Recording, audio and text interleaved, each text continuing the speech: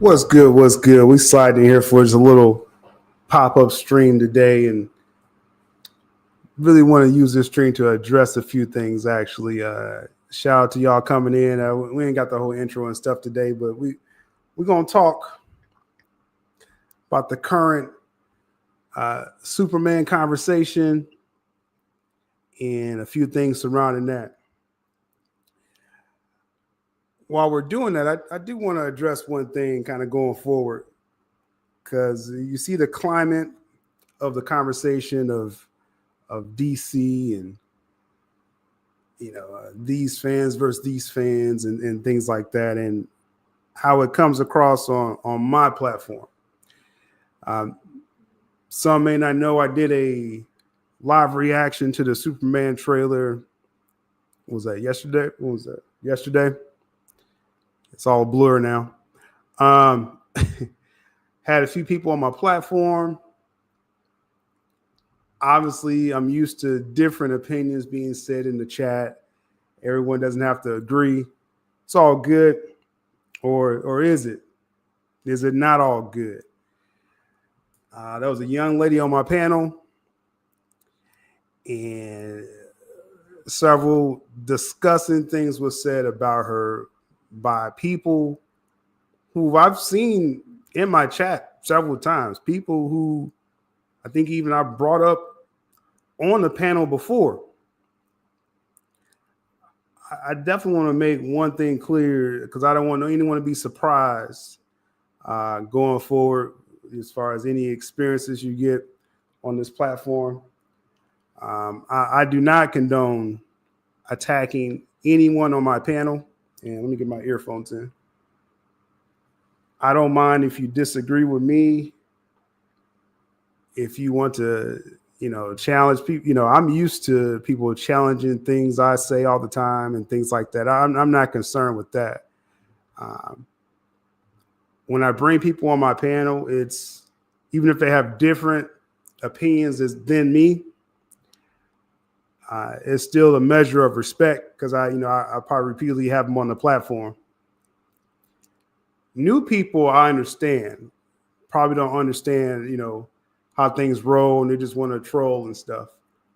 People that's familiar with my platform definitely should know better. And people like that are not welcome in my chat, because they should have known better. I'm disappointed, but just don't be surprised if you remove saying some ignorant shit about people on my panel. I was inviting people on my platform. It's like, they're like house guests. So, you disrespected my home, over a movie. Now let's talk about what this is all about. And let's be very clear. Let's be very clear why maybe many people are upset. All the politics surrounding Warner Brothers and what happened with Zack Snyder and Henry Cavill, I don't need the history lesson. Just to be clear, I don't need the history lesson. Name one platform since 2020 that held the fandom down as much as me, just in reality, the last 4 years. So I don't need to be reminded why people are upset at Warner Brothers, or reminded what happened to Zack Snyder and Cavill. Well aware. Yet Zack Snyder is doing some work with Warner Brothers again, and Cavill is too with Tom Cruise. That information is out there. So you're not fighting for you attacking a young lady on my platform. You're not riding for Zack Snyder or Henry Cavill doing that, or raging against Warner Brothers. It's pathetic behavior. You're not welcome on my platform. And it's just that simple. And if anyone, because it's multiple people, and if you got to wonder, like, oh, like, was it something I said? Then it's probably you that I'm talking about then. You know better. go to other ignorant platforms and talk nonsense over there. So I just want to address that. And then also, too, again, just as an adult, everyone's not going to agree with you. Everyone's not going to have the same opinion. Even fellow Snyder fans.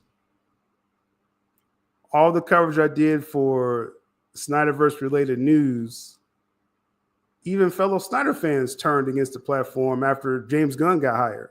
I saw them turn against Mikey and myself. So I don't owe anything, anyone a damn thing at all. I owe you nothing, just my opinion. Let's make that clear. Just want to get that out the way because I just was really disturbed. A few people got a little bit too comfortable. But when you come to this platform, I've based a lot on what I've said about information that you can trace and track. It's not about making up shit. Now, if I told you, hey, I'm hearing about the Restore the Snyderverse, you don't need no evidence for that, right? But I value my audience better than that to try to lead you on every week. If there's information there, we'll talk about it. If it's not there, we're not going to talk about it. Right now, what's in the news? The Superman film. Now, I want to briefly touch on that and talk about the budget and stuff. I have a few guests in a minute too. But I wanted to air that out for a minute because I want to make it clear. Anyone I have on this platform, you are free to give your opinions. I don't care how many memes and stuff people want to say and be upset that you don't agree with them. You are welcome to give your opinion. So I'm going to briefly give my opinion on this trailer and what's going on with it. And then also, too, it's not escaping me why people are upset. Like I said, I've been in the middle of this information for years, so I don't need that explained at all. But how you're directing your energy, again, you're not defending Zack Snyder doing that. Again, attacking people. You're not defending Henry Cavill. You're not upholding, Henry Cavill. Your actions are not. This whole morality thing, like, James Gunn, has he always told the truth? No, James Gunn has not. And I've seen some of the same people attacking, again, the young lady on my platform. That's disgusting behavior as well, but this is morality thing. I can't support Gunn because of my morals, but then you do disgusting stuff like that. So no, y'all don't have no leg to stand on with that.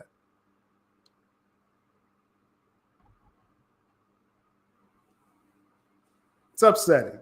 It's upsetting.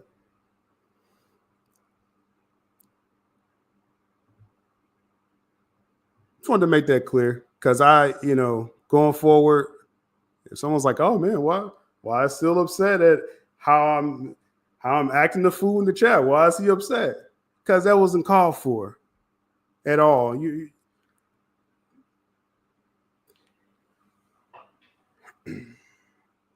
Let's briefly touch on this. So as far as the Superman trailer,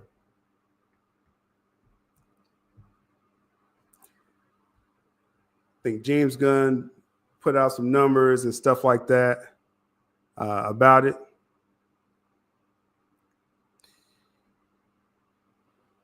What do I think of the trailer? Again, I did my live on it, but I'll briefly touch on it. I was waiting to see the tone of what James Gunn was going to do. Is it going to be a joke fest?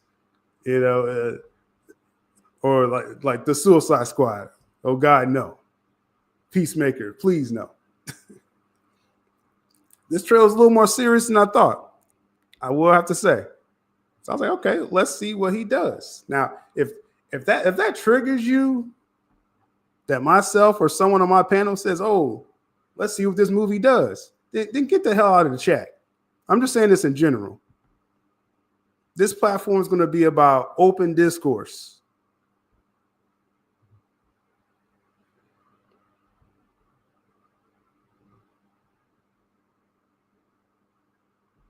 I want that open dialogue. If you can't handle that, this is not the platform for you. Just really plain and simple. Now, we could talk about what you don't like, and that could be a fun conversation. I love some of these jokes I'm seeing and the memes and stuff. But the attacks are ridiculous. I'm just saying in general. Oh, it looks mid. It looks mid. What? Just explain. Just explain yourself. Some aren't even capable of carrying a conversation.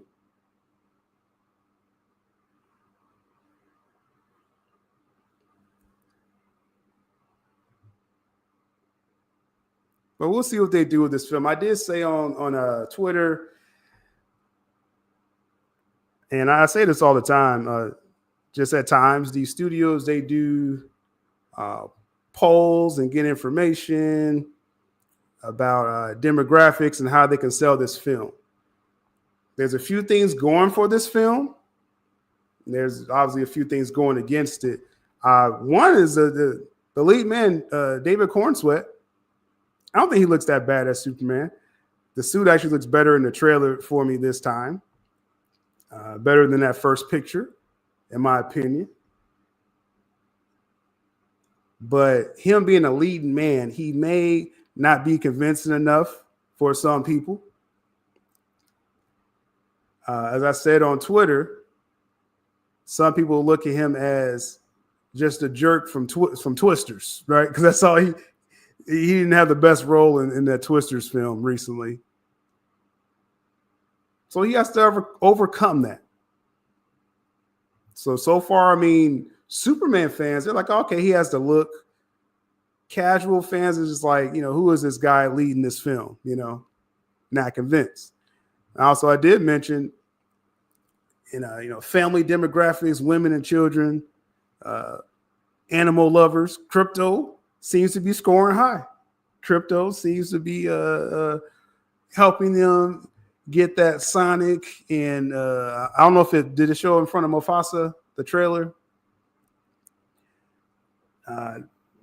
Crypto's helping them score points with that. And again, we'll see if that translates over. But they seem to have gotten that quadrant. Because that's another thing. It's like people are afraid of again, I'm not here to cure the DC discourse. I'm not even worried about the polar opposites of all this. But just don't get so butthurt just because, yes, there is an audience that likes crypto. It's okay. If you don't like crypto, it's okay. All right, we got to get out of these. People think like in memes, like they don't even have thoughts. They just, it's James Gunn, I don't like it, and no one else should like it. That's just not reality. Go back in your bubble. On this platform, it's going to be different opinions, but it's going to be respect as well. Some measure of respect. We all don't know each other. People was trying to hit me up like, please tell me you don't like the trailer. It's like, who the fuck? Who are you? I don't owe you nothing except a little entertainment. That's it.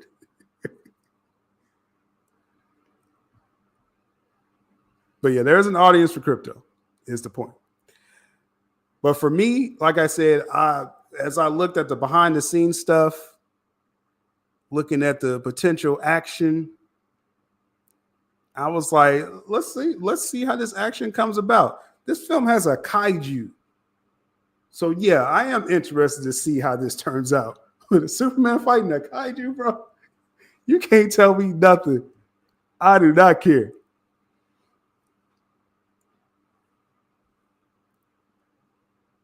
But I bring this up to show that even if you like a certain film, a certain director, there's no reason to attack other people. Like I said, I never want to see that happen on my platform again. I'm going to make sure anyone that resembles that won't be in the chat anymore. So that was upsetting. But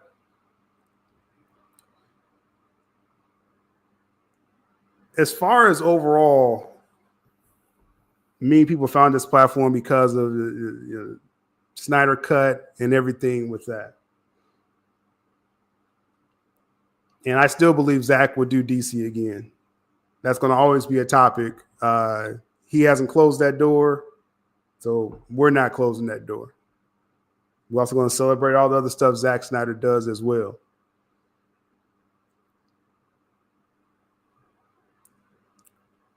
Being against a Superman film, you literally have that right. But I'm a real stickler on facts. You know, you want to rage against the machine because the machine's behind this film. I want to make it very clear to y'all with this Superman film. The machine is behind it. Now, there are people that like it. Yeah, there are genuine people that like this film and aspects of the film. They're going to use every type of resource possible to try to make this film a success. So if you're fighting against, if you got this entity, the critics love James Gunn, that's a plus for them. You saw when this trailer opened up, it says it's from the creator of Guardians of the Galaxy. They're trying to get to that demographic. Hundreds and probably thousands of content creators crying at the trailer. Now, I'm not saying it's not genuine. There are some genuine Superman fans. See, again, I'm not just in an echo chamber on social media or in real life. There are real people that like this. Some people just got to accept that. Now, if you're raging against that machine, again, you want to deal with facts. Not just silly, like, oh, you're an idiot if you like this film. No. I'm trying to defend Zack Snyder. No, again, Zack's doing work with Warner Brothers again. Defending Cavill, Cavill's doing work with Warner Brothers again. James Gunn is immoral. Some of y'all saying that is immoral. So it's like, so get off of that. You just want James Gunn to fail, right? And that's fine.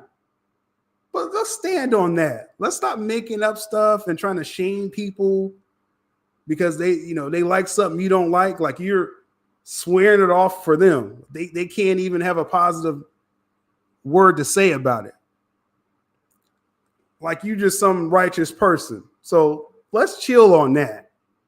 In my chat, at least. Let's chill on that. I see how a lot of y'all behave on social media out there. Again, we're going to have open opinions on this platform. People are going to be comfortable coming on my platform, and you could disagree with them, but there's a line. Let's not cross that. Now, why does some people want James Gunn to fail? Well, of course, they're in the WB politics and things like that. So I get that. But when I say the machine's behind this, now, first off, the trailer appears to be a success. Are these bots? They just said that about Kendrick Lamar. He had what? y'all acting like Drake out there right now. Fake numbers. Now, some of y'all Drake fans, I jumped in my mentions before. I do like Drake, but certified lover boy. Now, but James Gunn put this out. He said over 250 million views and 1 million social posts. Superman is officially the most viewed, most talked about trailer in the history of both DC and Warner Brothers. Now, those 1 million posts, did some of y'all that, if you want James Gunn to fail, did you contribute to those 1 million social posts? Something to ask ourselves out there. Now, me and shout out, I'm gonna have my guest in about 5 minutes here. I'm gonna have him on the panel. So I remember Peely always said that as far as you put into that machine. Now, me, because of the content that I do, the connections and relationships I do have, I'm going to talk about everything. You probably just can't be like sylabdul. Just if you hate James Gunn, don't talk about him. That's what's going to help, your mission. Me, I'm going to put everything on the table and obviously let the audience decide for themselves. Did it really do these numbers? I'll put it like this. I think I just talked about the Kendrick Lamar situation. Could it be bots involved with any big thing when you got the machine behind you? You damn right, there's probably some bots involved. But I'm talking about with everything. Don't just stop at a film or the biggest song of 2024. That's the point. That's the point I'm trying to make with that. You get numbers like this because the machine is behind you. So how do you go against the machine? Again, you got to deal with facts. I'm seeing too much emotions. Y'all just coming out there just saying wild stuff.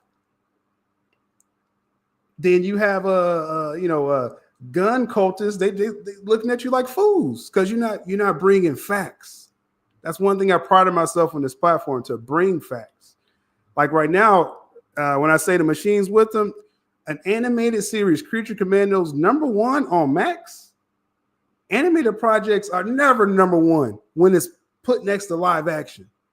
Unless, you got to be like classics like The Lion King, the original, not remade stuff. You got to be top of the top. Creature Commandos, for that to be #1, that shows the machine is behind this. So one more thing I want to touch on, and then like I said, because I don't want my guests waiting too long. One more thing I want to touch on, then we'll get my people on the panel. When I'm saying use facts against this, I've been seeing this all year. This popping up about the budget.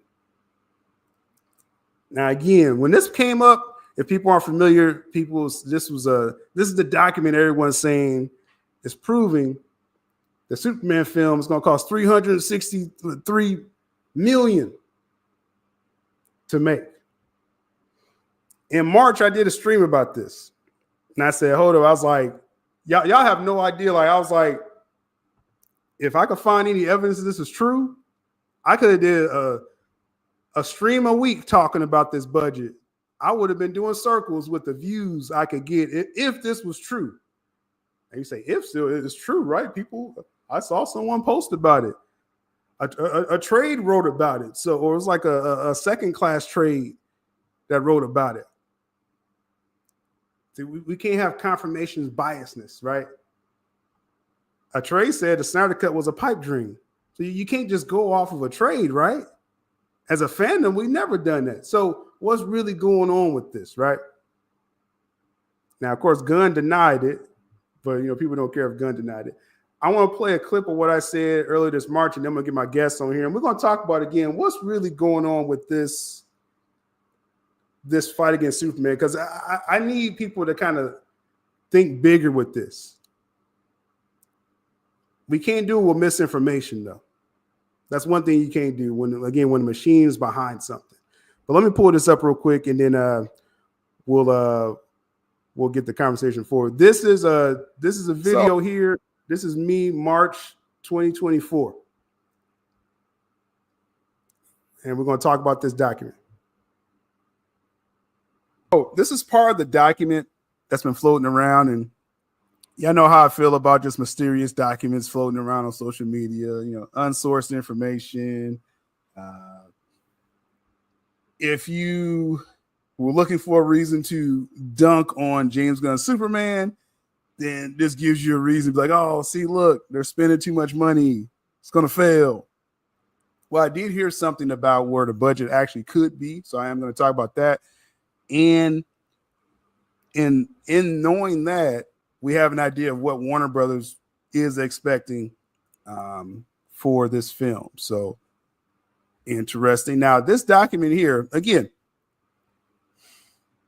I do want to make it clear, because I know, when you're tweeting something, it could just come across very abrasive towards the people that are sharing this. No shade towards the original account that looked up the website and put out these numbers. They didn't make up the numbers. So I do want to make sure I'm not dissing them too hard here. Their conclusion is wrong, okay, but they didn't do something like just egregious, putting this out there. So I do want to make sure I say that directly. But also other parts on this document, there are some inaccuracies about just the production for this Superman film.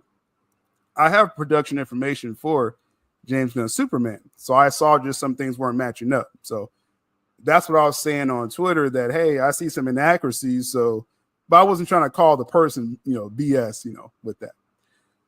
Long story short, the main thing that everyone's focusing on, the second box from the bottom, total production budget. They're basing this off the box above, which is the credit under it, which is 11 million. All the way at the bottom, estimated value credit. They're getting supposedly 11 million from the state of Ohio as a tax credit, because that's 10% of what they were going to spend. 10% overall is that 364 million total, right? Blah blah blah talk, right? The point, people are saying, okay, because of this tax credit, you go through all the different machinations on here. This is the total budget of James Gunn's Superman, and that's incorrect. I just want to. I'll tell you why. I'll definitely tell you why. This is what I was saying before. When you just get random information and you run with it, especially if we don't find every reason to hate something, any ammunition you're gonna get, So people was really quick and fast to just believe this is what was going on. So just the first thing I want to put out there: no, this is not the budget for the film. They would be in a lot of trouble if this was the production budget for the film. All right. Now, let's tell you why. All right. Let's tell you why. There is a Hollywood practice, an accounting practice, where you kind of, I don't want to say it's like illegal. It's well, actually, I have the screen. I don't know why I'm trying to say it out loud or off the top of my head. Hollywood accounting. This is an example of Hollywood accounting. What is that? This is basically something they do for accounting methods using film, video, television, the music industry to budget and record profits for creative projects. This is an important part. Expenditures can be inflated to reduce or eliminate the reported profit of the project, thereby reducing the amount which the corporation must pay in taxes and royalties or other profit sharing agreements, as these are based on net profit. What does all this mean? That middle part there, they inflate expenditures. At times they could, that number, that tax credit, they are getting that from the state of Ohio. Now, most of this Superman film will be filmed in the state of Georgia. I wonder if someone pulled up the tax credits for that. I think it's going to have a different number, because all this is kind of like, as it says, Hollywood accounting, moving numbers around, inflating totals.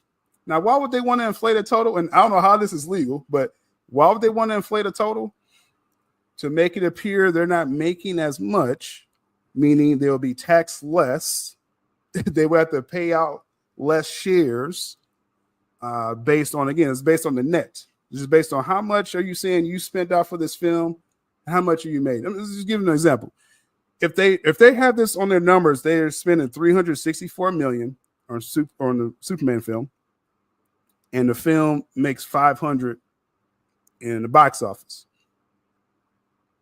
They'll put that down as a loss. So for that project, somehow this is legal, but and again, that's just if that's the number they plug in. So just with them and their creditors, to them, they're saying, "Hey, we lost money on this film, so we don't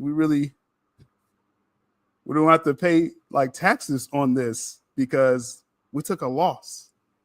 Now, what is that 364 million total? It could be the Superman film. They could have added the budget for the upcoming. I talked about the Booster Gold series. They could roll in different things, and it's some interesting accounting tactics that they use. This isn't the first time this happened. Disney does it all the time with probably every Star Wars project. So again, how is this legal? I have no idea how this is legal, but this is this is what's going on. Long story short, no, they're not spending 300 plus on this film. All right, so that was from March, right? And so I'm going to wrap up this part here, but from all I covered with Warner Bros. Discovery, when Zaslav came in with the merger, they were cutting costs, slashing things. They didn't want to give The Rock any kind of money for marketing for Black Adam. Then they want to cut the cost of stuff, right? Then you think they're going to turn around and give $400 million for a Superman film? That's just ignorant, right? So obviously, again, there is some creative accounting going on, and that document alone, I'm sorry, like that's not going to, help. If you want to rage against the machine, I wouldn't use that document anymore, just to be quite honest. But let's talk further with this. I got some guests coming on the panel. I'll kind of address the comments in a little bit here, but I want to get my people on the panel here. We got Mr. Wes Ashley, one of the OGs.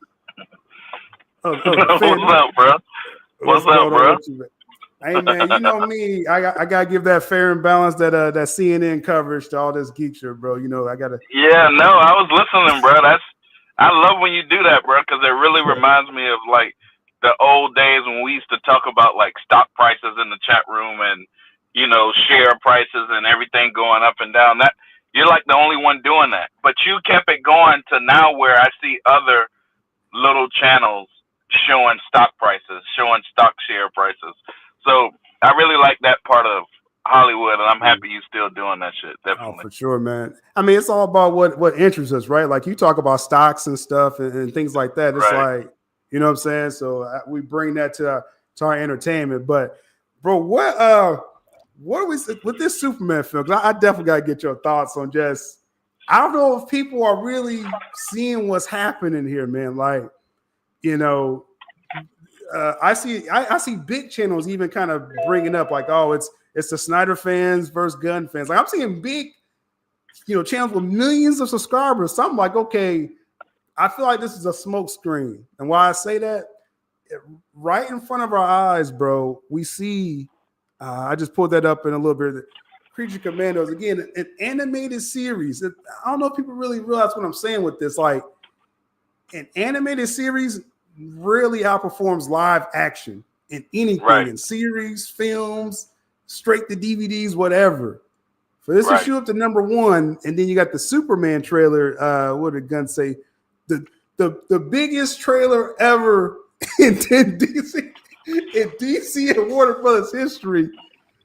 The machine is behind this film. And again, this is me saying this. As far as with the viewers, I know I have a segment of viewers. They're looking forward to this. So, I cover everything. Then I got my DC channel. We go deep dive into it as well, too. So this isn't a shade towards anyone that's looking forward to this film. But come on. The biggest trailer ever, Feely? Nah, bro. It's definitely the machine behind it. Definitely the machine. And like, look at Creature Commandos. Wasn't it like number 10 just yesterday?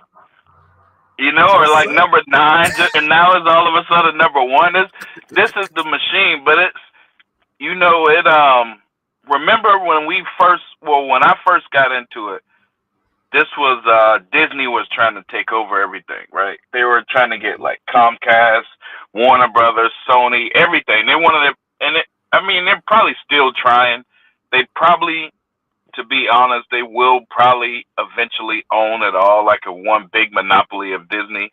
But yeah.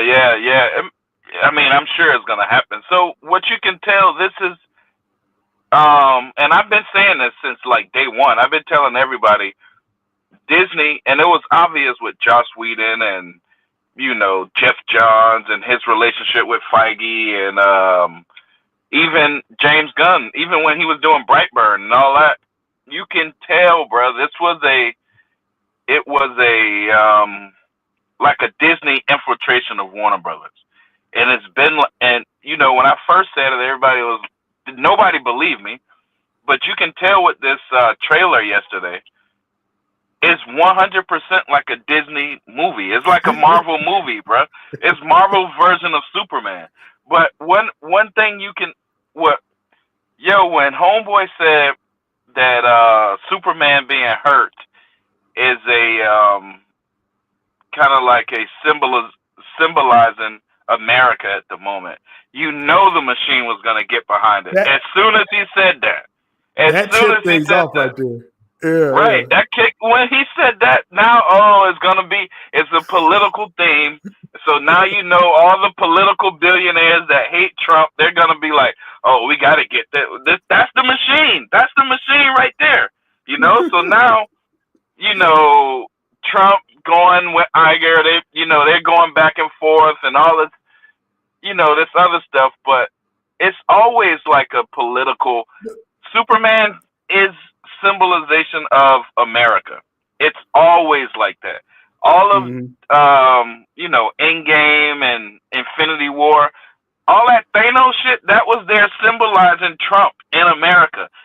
People just don't see it like that because they were like, Thanos is snapping away half of the universe, and it was the same exact thing as what they were saying at the same exact time.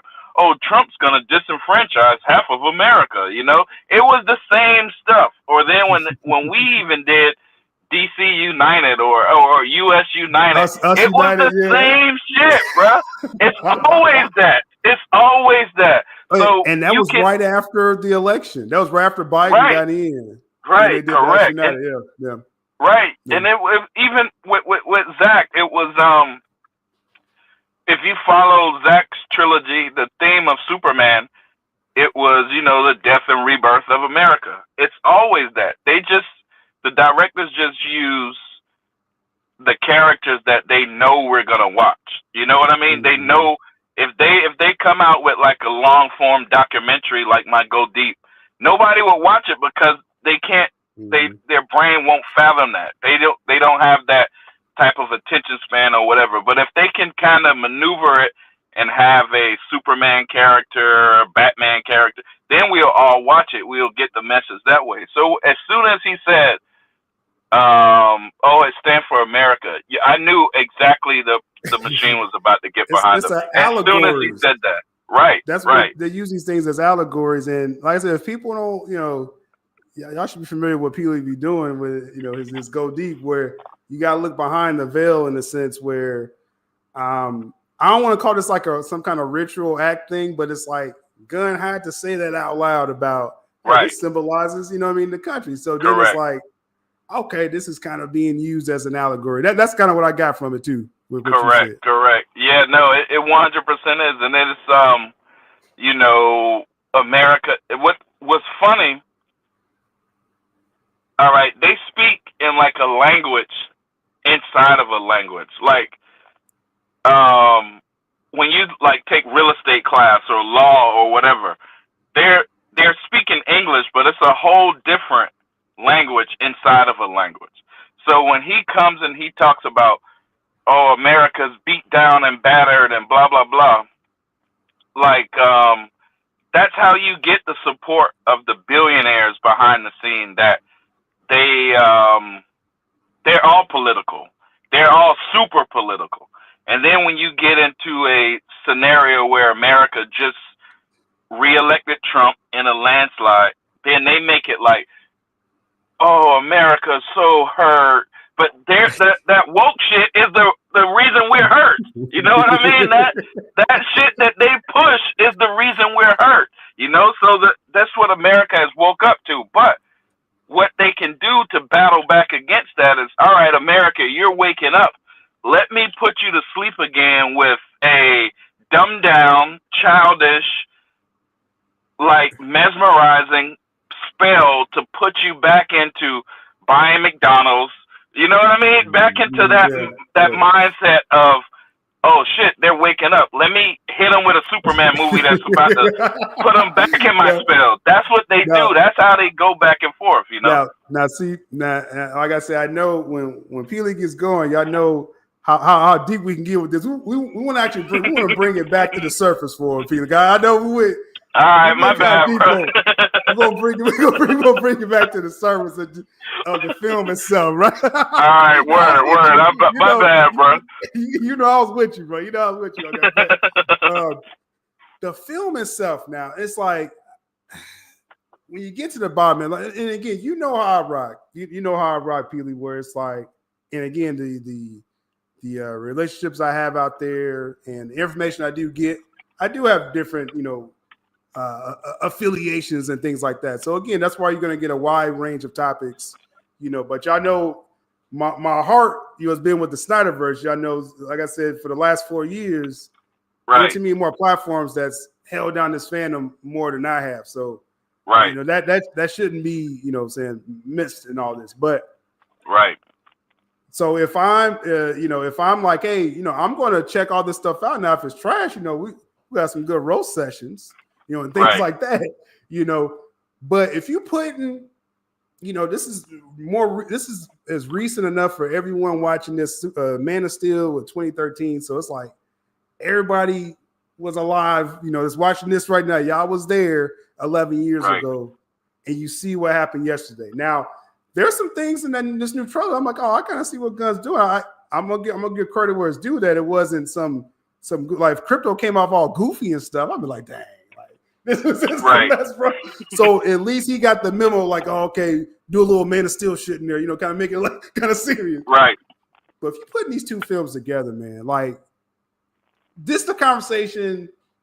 If you rocking for this new Superman film, you best not even bring up Man of Steel in the same conversation, because there's no comparison as far as the looks. Let's not do that. So like when you saw this trailer, you saw the aesthetics that it's using, and you see people talking shit online like, man, if Zach would have did this, it's like, come on, man. Right. Yeah, no, it's that's the first thing I saw when because I'm a photographer now, and I've learned like the contrast and the colors and all that. The first thing you notice, because I watched the Man of Steel trailer yesterday too, the first thing you notice is the oversaturation of color. Like the color saturation is way out there. You know what I mean? It's like they put too much salt on the fucking food. But that's what that's what kids like. And that's I think what he's going for is more like the kids, and that's what Disney does. That's what he just bringing that same Marvel formula over here. Even the trailer, Crypto, bro. Like look at Crypto. The demographic. Now again, I'm not saying adults can't rock, because adults are gonna rock with this too. But y'all gotta see what he's aiming for this film. So when I say online, like I was telling people, I'm like, yo, I got a homie that gets they do polls and stuff on these films and trailers.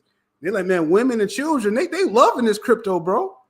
Right. That's the demographic. He's trying to grab that quadrant right there. It's clear. Right. Yeah. Right. It's very clear, because if you're going to the movies and you take your kid, it has to be a family event. If you're gonna watch Man of Steel, you can do that by yourself. You might kind of want to watch it without your kids. You know what I mean? You kind of want to watch it by yourself. But when you see adult, like I was thinking yesterday, bro, like Crypto, imagine like DC, Warner Brothers had an identity. And think of all the big movies in Warner Brothers, like identity. Think of like, let's even say Lord of the Rings, Matrix, or just go to DC. The Christopher Nolan's, Zack Snyder's trilogy, even Aquaman Part 1, Wonder Woman. Imagine the Trinity fighting Doomsday and Crypto run up. Imagine that. That Crypto. That would look so out of place. It would look so crazy. It don't match. It's more of a Disney Marvel. Imagine Doomsday beating up Superman, and then You see a little crypto. You see crypto just run up so fast. Like everybody would stop, like Doomsday, and look around, like what the fuck is this? Or imagine anything. Imagine like Aquaman. You know, Aquaman had colors. Aquaman was oversaturated with colors, but it was still crypto wouldn't have fit in that. Imagine crypto running up in like a little, you know, like a water peacock tail flying behind him, and he's like flying across the water. It just wouldn't fit, bro. It wouldn't fit in Christopher Nolan. So what it shows me, that crypto shit, he's going after kids and girls. You know, you can bring your dog to the park. You get a lot of girls, bro.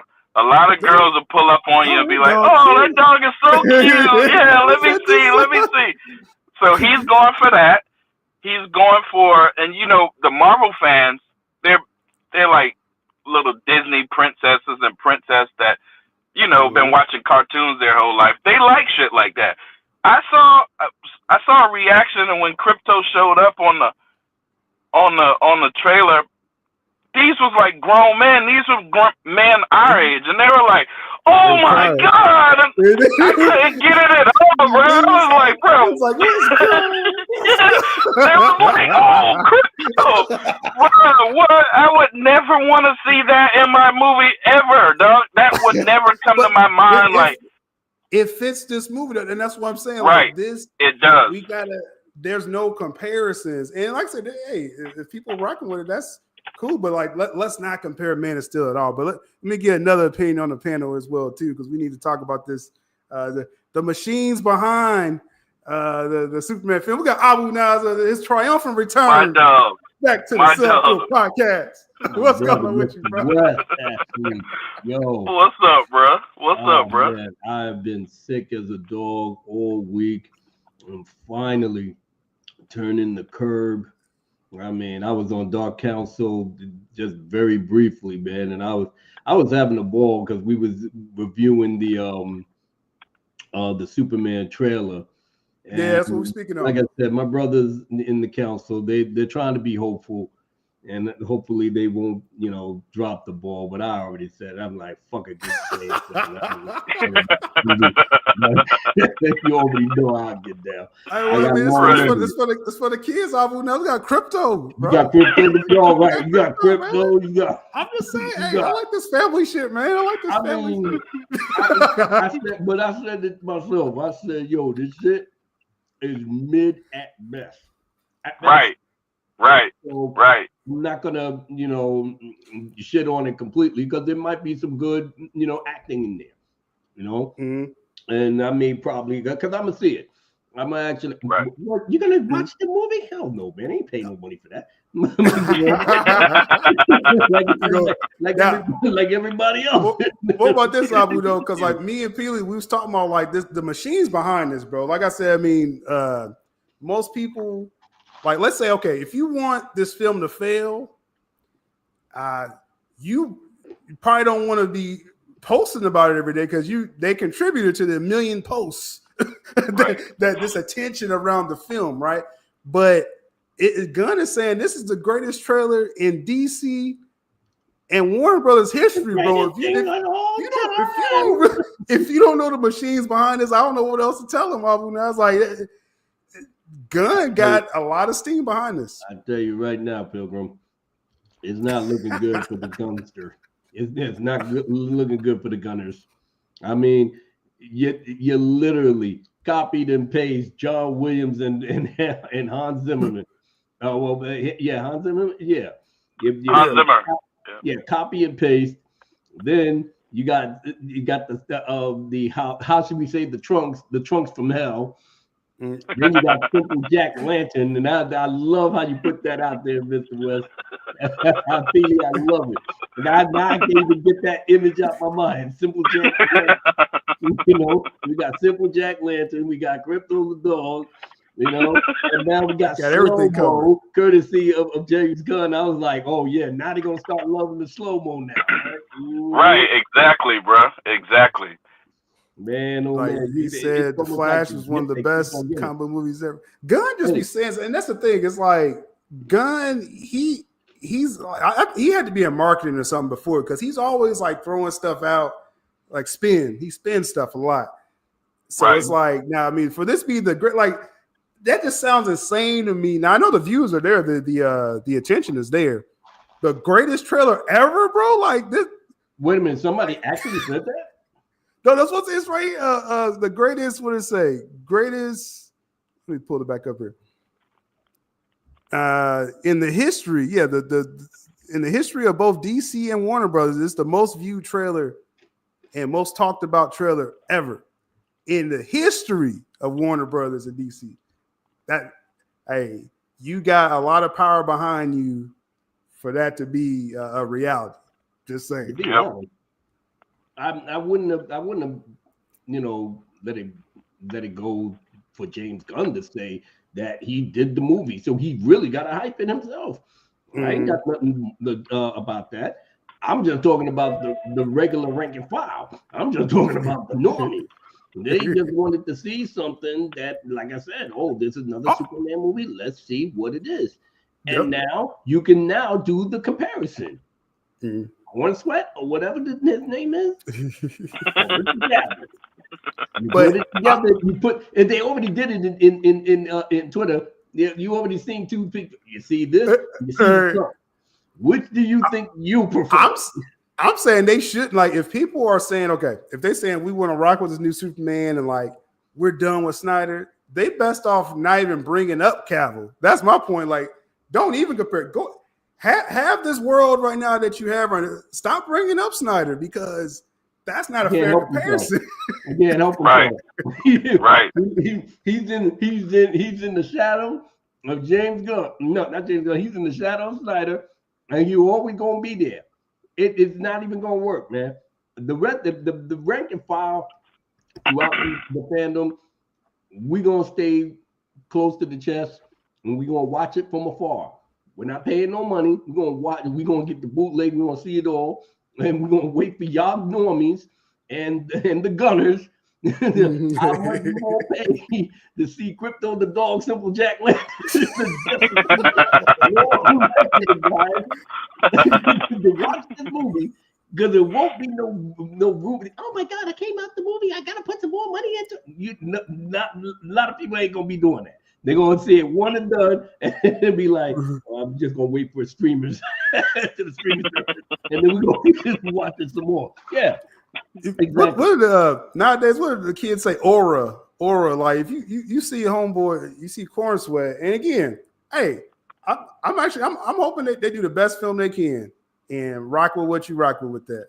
I think Lois Lane will probably be the star of the show. To be honest. Yeah, they may give her powers, like, but it's like the whole family. You get to. But my thing is like just you know, people that's just strictly just gun fans out there, just don't bring up Cavill no more because this ain't, you know, it's not a comparison. It really ain't. No, it's not. They won't be able to help themselves. They won't help. And like I said, ladies ain't coming over there to see Corn Sweat with his trunks. The ladies ain't coming to the theater to go see that shit. Now, none of that. It's just gonna be teenagers, YouTubers that need to, you know, get the knowledge and bring it into their own their channel, and that's about it. Yeah, that's about Feely, it. Crypto the dog, like, that's for the kids. You know. Feely, you was talking about like you know, photography and stuff like that, and it's like the look, like you was kind of touching on the saturation look and things like that. But it's like one thing was Zach. I mean, I guess what they say with Zach stuff, they try to say like stuff's muted, or I forget what term they try to use. Like, the colors are muted. It's like when you start shooting, or when you get the raw footage or photos, they're kind of like gray. They're more gray, like less color.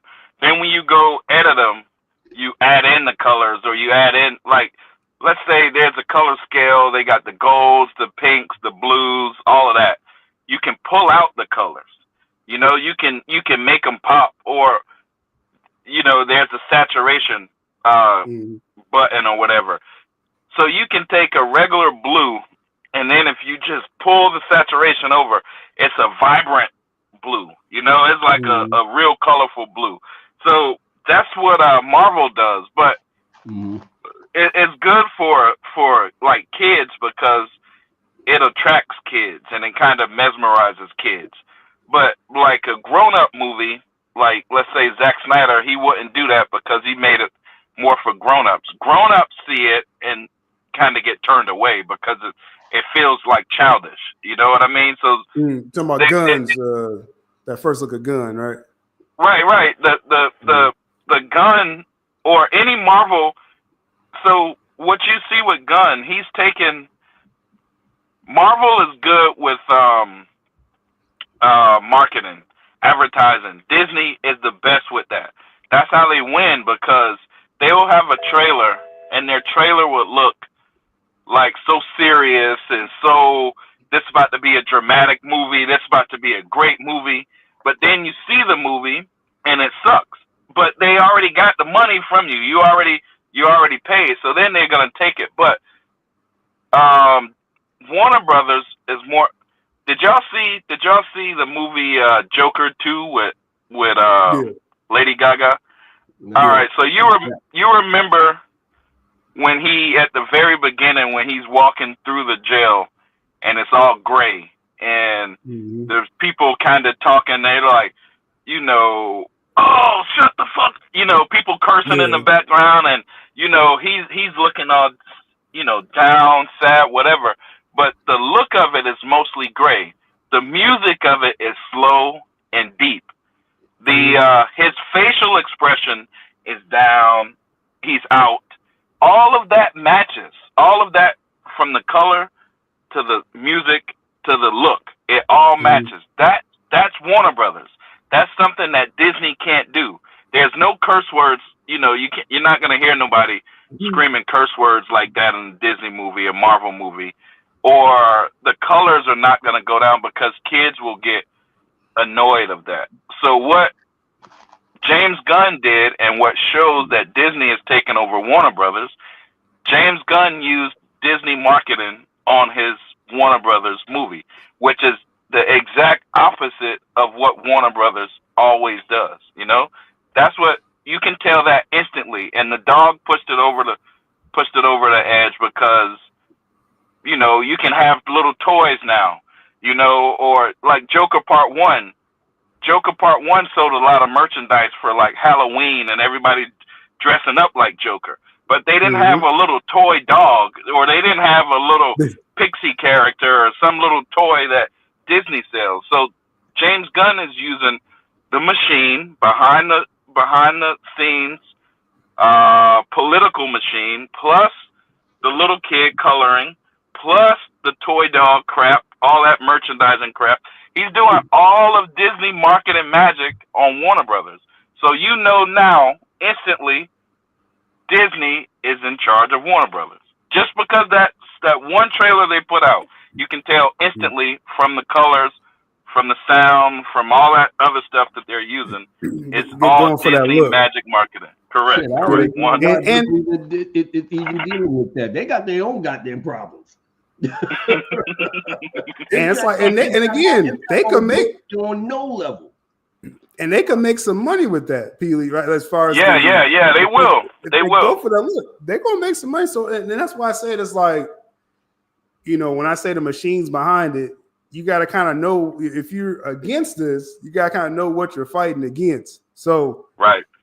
With the fandom overall, I see, like I said, we see a lot of jokes and memes, and like we got a chat group. We'll be, cracking up at stuff that we seeing out there. Are you not surprised by that? Exactly, yeah. But it's like we knew it was coming. We knew it was coming as soon as. But it's like what? It's like what the reasonings behind it. It's like, okay, people going against this. It's a lot of. At the end of the day, I'll just keep it real. Like, it's not about even defending Zach or Cavill or anything. It's frustration with Warner Brothers. I think that's like the main thing I'm seeing with the fandom overall. I mean, you could say because James Gunn's lie all the time. Like I said, like, you know, but it's like I'm not here to point fingers. Like the people that's telling me Gunn's lying, like I see them lying. You know what I'm saying? So it's like I'm not gonna do the morality thing. You know what I'm saying? It's like it's the frustration with Warner Bros. Because you were right there with Zack Snyder's Justice League, and like you're 180. You know what I'm saying? Abruptly. Right. I think that's what it is, because it's like, and at the same time, okay, like I saw someone on the these are people defending Gunn. They were like, "Oh, if you're not supporting this film, you're not a Superman fan." Well, then where was this? Where was this when people was shitting on Man of Steel? Right. Correct. You know what I'm saying? So it's and like look at it. On them.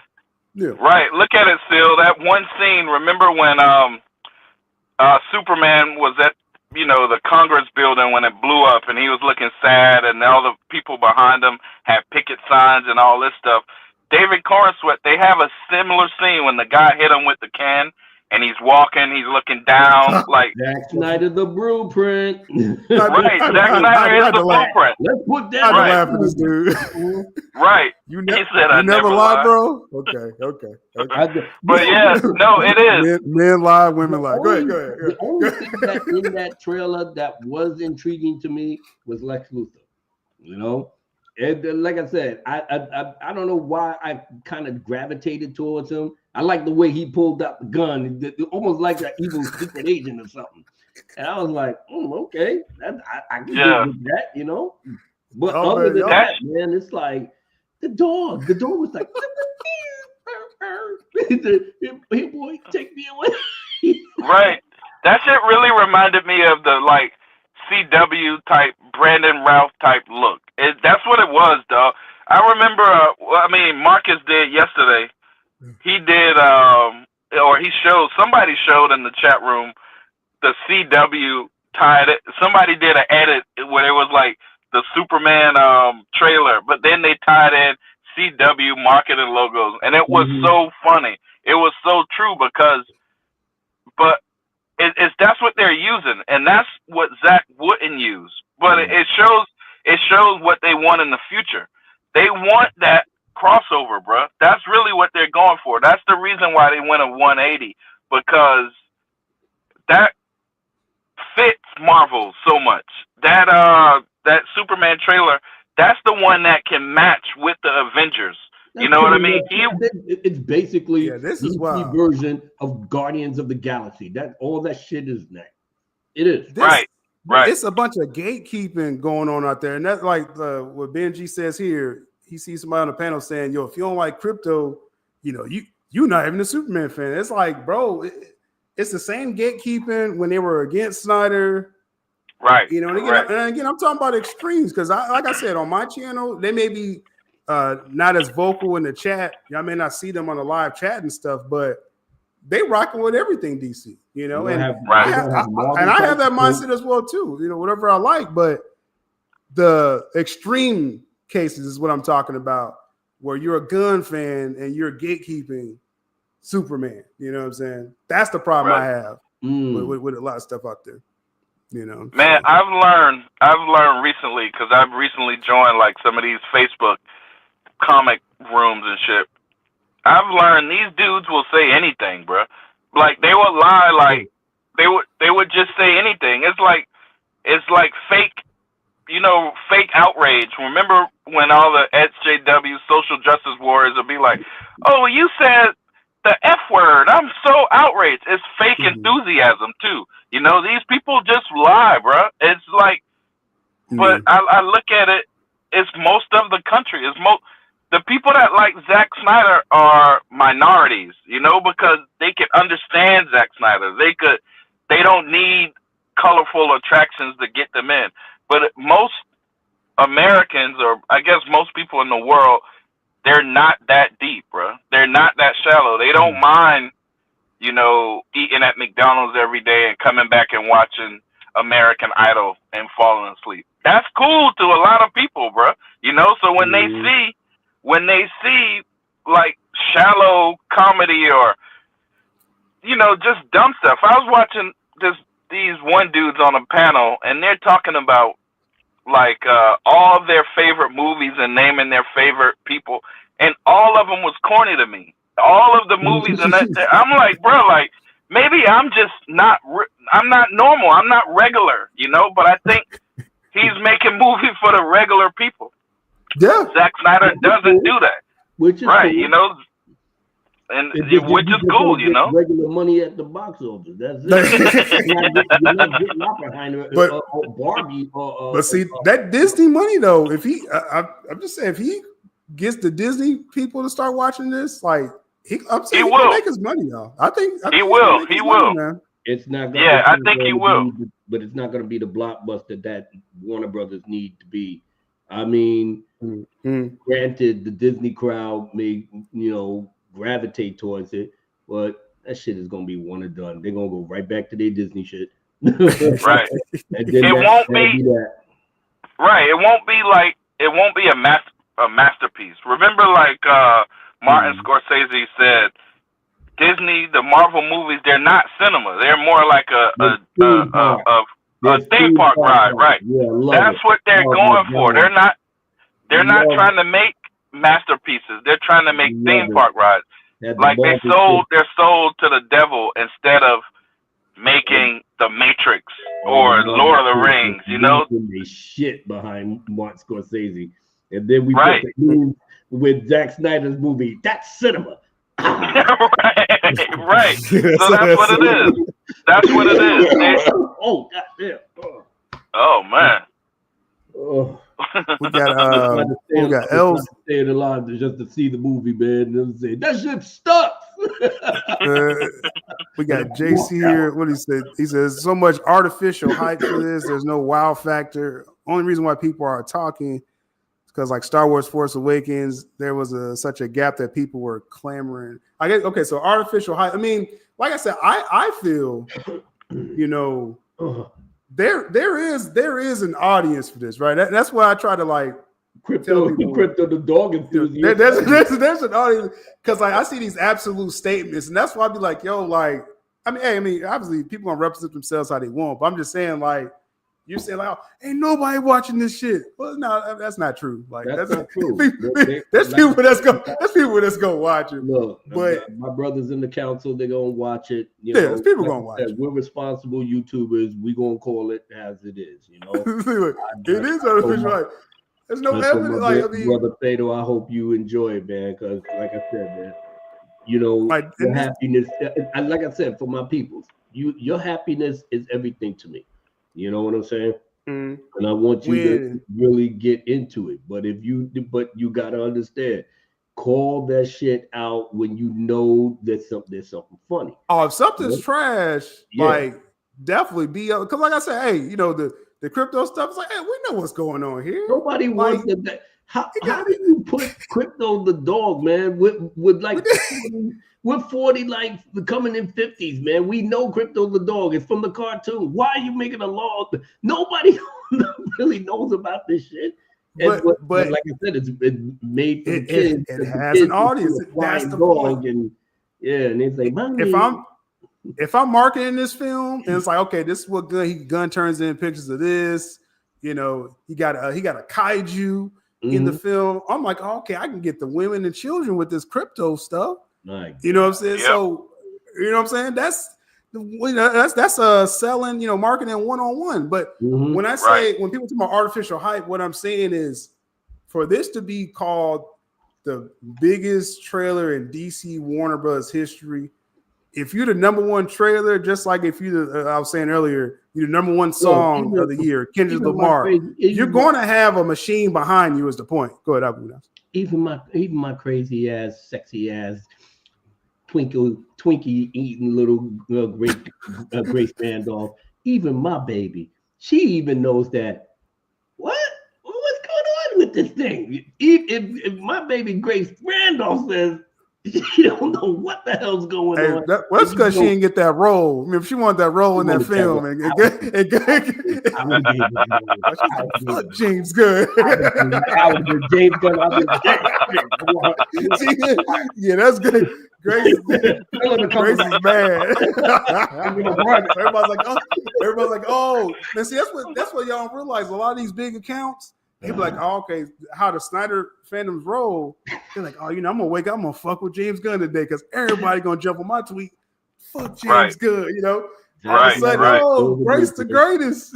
You know what I'm saying? Right. Like, come on, Right. I'm telling you, man.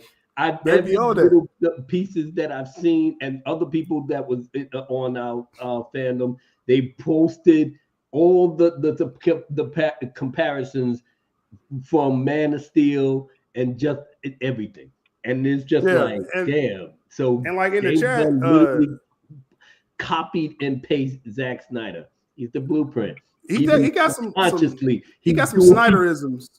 Yeah, he got a little Snyderisms there. Yeah. TJ, real quick in the chat, no one's trying to convince anyone. And I know, T, you're not talking to me, but I'm just saying in the chat, no one's trying to convince anyone to like anything. But like, let's stay away from absolutes. Because I was saying the other day I did a stream, people was in the chat attacking someone on my panel just because they didn't agree with them. So like, let's chill out on that. First, rock what you gonna rock. Don't worry about what the next person doing. That's all I'm saying. That's just in general. It's not just T. That's just anyone in the chat. Anybody that's in the audience, I'm a reformed screamer of movies. I reformed myself. I used to smash everybody in the dirt. And if you like something that I knew that it was trash, I would have said you're a fucking idiot. But I don't do that. You know what? I'm lying. I do say it if I am pissed off to do it. But nowadays, I am a gentle and loving Abu Nas. If you like that piece of trash that you want to watch, because I had and enjoy yourself. I will. And I only say that. I only say that because in the beginning of the stream, I kind of explained the situation. I had a young lady on my panel the other day, and it's like, I know people was like the day of the trailer. I get it. People was charged up. You had people that they think remembering how Cavill was, and they charge up. And you seeing this new stuff, you're like, man. Fuck this movie, right? But they went at the young lady, and I was like, that wasn't cool. You know what I'm saying? It's a line. I have retired. Well, pretty much on YouTube. I've done everything I can, everything that I said, and everything that I did to just disrespect everybody. I got locked up 7 times. I'm a gentleman right now. You want to see your heroes and your dogs and your Justice League light and some cameos by Chris Pratt. If you want to see that movie and enjoy it, God be with you. That's gonna be their world. I mean, we're gonna still rock with the Cavalry or Cavalry. Exactly. This Cavalry. That's wild that he popped up. Ain't that kind of wild though? Like Cavill, he ended up popping up in the biggest Marvel film basically since Endgame. That now his profile is even more up. That's crazy. That's crazy, but it's a good thing. It's a good thing because people with the long memories that we have, hey, if it doesn't work, they're going to say to themselves, you know what? We kind of hitched our thing with the wrong guy.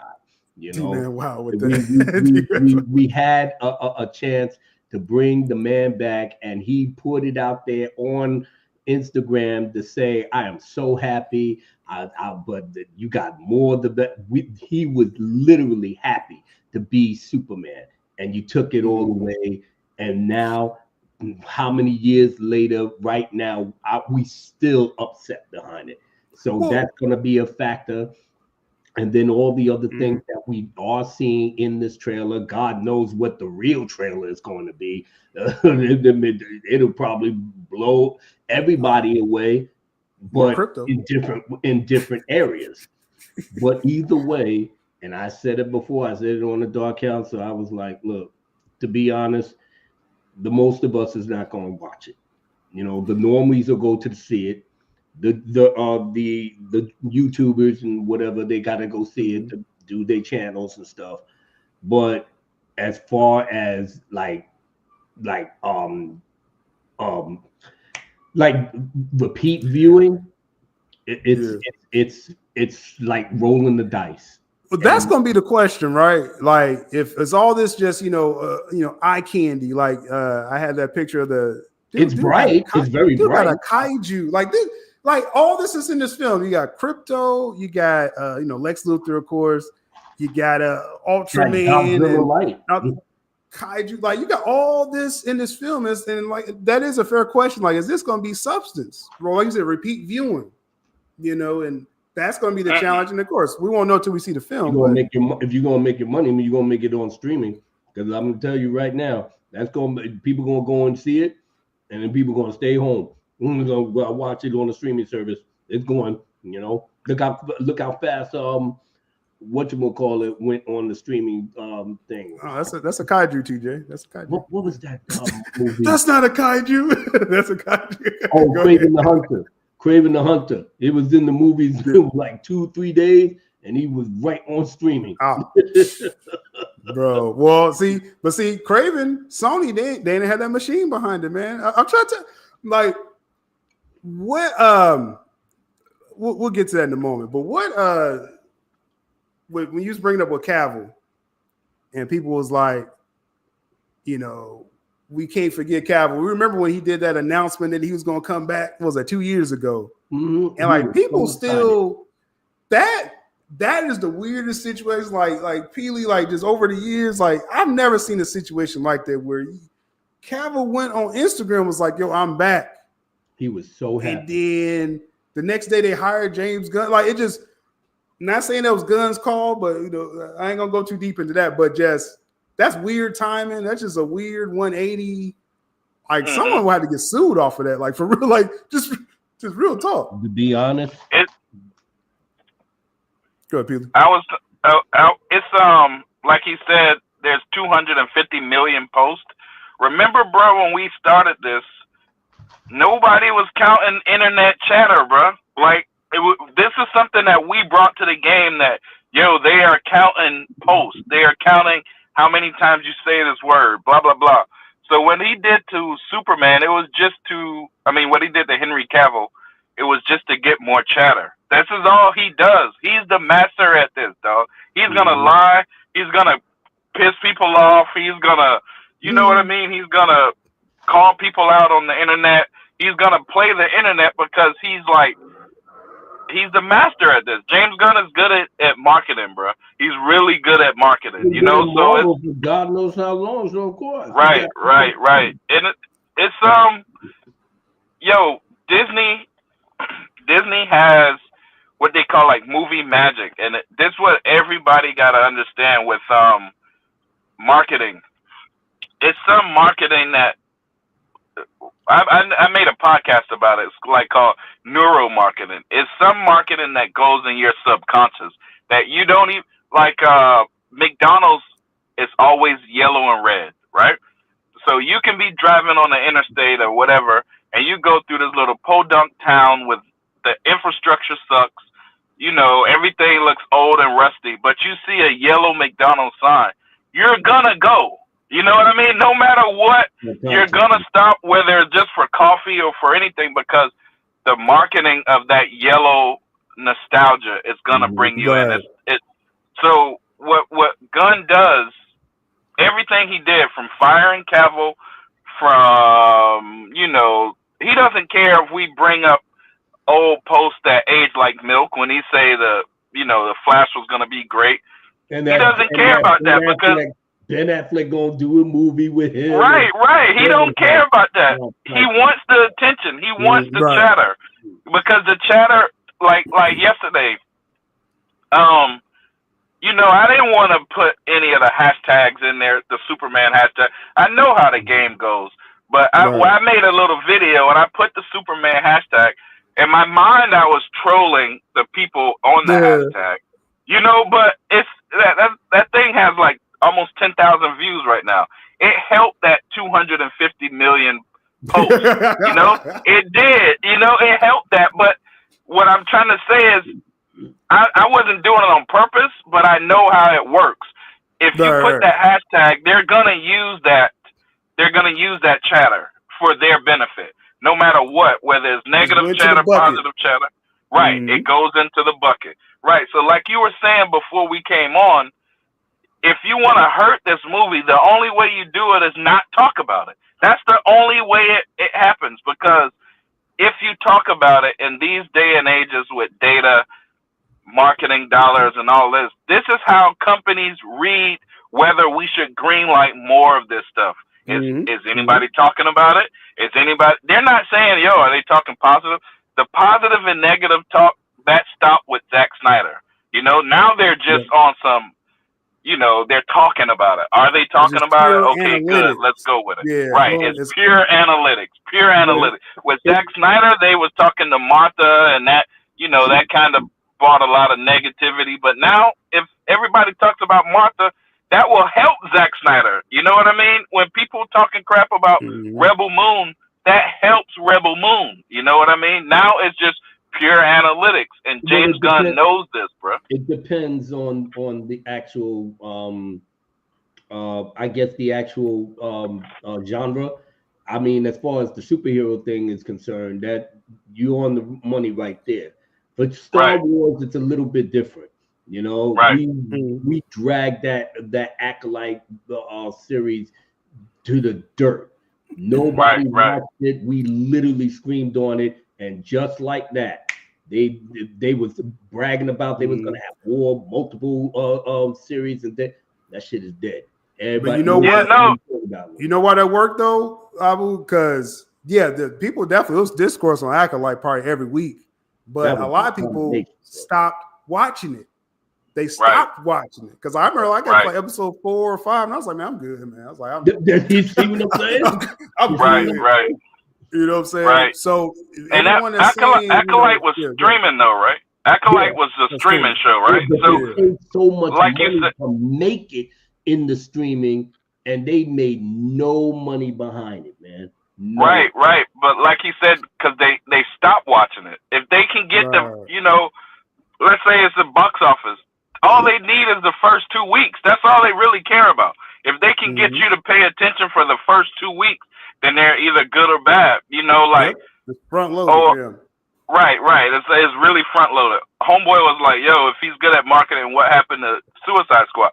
He wasn't using his marketing abilities in Suicide Squad. He was still on some, because they wanted to tank that universe or whatever. They were like just like in football, you know, the Dallas Cowboys or whoever wants the first pick, they're gonna tank. They're gonna look like they suck, you know. So then it's more of a reason where, oh, James Gunn, all right, come on, bring in Superman, you know, whatever his name is, Sujihara, or whatever that previous shit, it didn't work. He didn't care about the Suicide Squad like that. He didn't care about none of that shit before He's asking the wrong question, because you're saying, okay, the Suicide Squad, okay, you could think, people say, okay, pandemic, and it was day and date release, it was streaming and stuff. You have some wiggle room out of what happened with Suicide Squad. Gunn's coming off of Guardians 3. And that's what I'm saying. When you're talking about you're raging against the machine, they're not worried about no Suicide Squad film. Correct. 2021. They looking at those Disney numbers that he just did. That's what I'm saying. You're fighting a losing fight when you say, "Oh, what happened with Suicide Squad?" They're not even caring about that shit. They don't care what you're saying with that. Don't talk about right. Except for the air version. I got one more person on the panel. We're gonna bring some balance. You know, we talking about DC. We gotta get the aficionado. Prime the Godfather coming on the panel. What's going on? We got his hat ready. It's over. It's over. Prime. Who's your favorite character, Prime? The Crypto or Crypto, right? Well, no. Can everybody hear me? Yeah. You good? I got Simple Jack Lantern. Well, Crypto going hard. I gave my output on what I felt about the trailer, but I would say the highlight of that trailer was Crypto. I would say that's the highlight for me would be Crypto. Yeah, you go the best actor of the that has an audience. Don't you agree, Prime? Crypto has an audience. Like, people trying to deny it, man. People fail to realize is that if you're looking at it from the actual aesthetic, the full aesthetic on the business aspect, bringing Crypto in was a smart idea, because that's going to cater to a lot of women. It's going to cater to a lot of kids, and it's going to cater to a lot of the hardcore Superman fans. Crypto has been in Superman comics ever since the Silver Age. Yeah. So crypto has been, That's the general audience money. Right. He's been in the comics. I don't know about Nick though. I don't know. You don't like that, bro. Prime, let me get your thoughts. Yeah, let me get your thoughts on this. Gunn is saying this trailer, the Superman trailer, was huge, a lot of traffic. He says the #1 trailer in DC and Warner Brothers history. Stop the cap, man. Is that cap from? No. He's saying everything from all conjoined from all social media. They combined everything, right? Combined everything. So if you go to the actual DC handle, if you go to the DC handle, I got to turn this down, man. I got too much feedback. Anyway, if you go to the actual DC handle, it's already over 25 million views. So that's not accounting the views that's on X. That's not accounting the views that's on Instagram. That's not accounting the views on Snapchat. That's not accounting the views on TikTok. See, people forget about TikTok because they have their own handle on TikTok. You're also not accounting the views from all the other third parties, the people that did their reactions on YouTube. You also forget about Rumble. You forget they do have a channel on Rumble as well. So you got to understand that's combined. It's a lot. I mean, it's extremely doing well view wise. Now, will that add all the way up for July for people to come to the theater? We don't know. This is only a teaser trailer. So this is the very, very first time. So does it look good? Absolutely. It looks good. You got it. Like I said, and I said this, it's going to be divisive. It's going to be extremely divisive. It's already divisive. Yeah. But it's going to be extremely divisive. Shit, I'm going to be the one leading the charge. No, this the pause. This the pause of the stream. What in the? Go ahead, Brian. What this? Man? Let me get this off my screen, man. Hold on. So I'm not. But I'm not knocking people if they like it. I'm not knocking people if they dislike it. I mean, for me, myself, personally, and I tell people all the time, I don't give a fuck about a James Gunn, his movie, his crypto, none of it. but I'm saying y'all tripping. I'm going to see this kaiju. I'm saying y'all tripping. Even though you might as well put King Kong and Godzilla. So when you looking at that, I get what everybody is talking about. I'm the same way. I said that looks like a CW. Looks like a CW show, a Saturday morning cartoon. That's what it looks like. But if you take yourself and look outside of that, it's gonna look like that. That's for the general casual audience. Certain things that he put into this, that he's putting into the film. What's intriguing me is that how is this story going to pan out? What is it all the way about? I have an idea. Well, it's pretty much the full aesthetic is All-Star Superman. I see a lot of the All-Star Superman in there. If y'all really paid attention, I don't read that comic, so right. All-Star Superman is a very, very good book, Abu. It's very, very good. If you read it, you'll understand because Cal loses his powers. So that's probably in the beginning of the trailer. That's probably one of the actual aesthetics of that book to where he's actually losing his powers, and he's hurt. So we don't know. When you see the Kryptonian robotic soldier, that's in the Fortress of Solitude. When he was sitting down, he was in the Fortress of Solitude and wondering what actually happened. I'm thinking in that part, Lex Luthor attacked the Fortress of Solitude.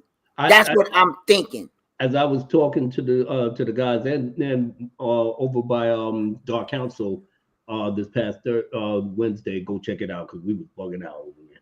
But I said that the only thing that really caught my eye was Lex Luthor. Lex Luthor. I don't know why, because I guess he was a little bit more aggressive than I was thinking of Jesse Eisenberg, and of course he was up here bitching and moaning. I don't care about it. No, you didn't. You played your part. It just didn't hit with the people. That's all.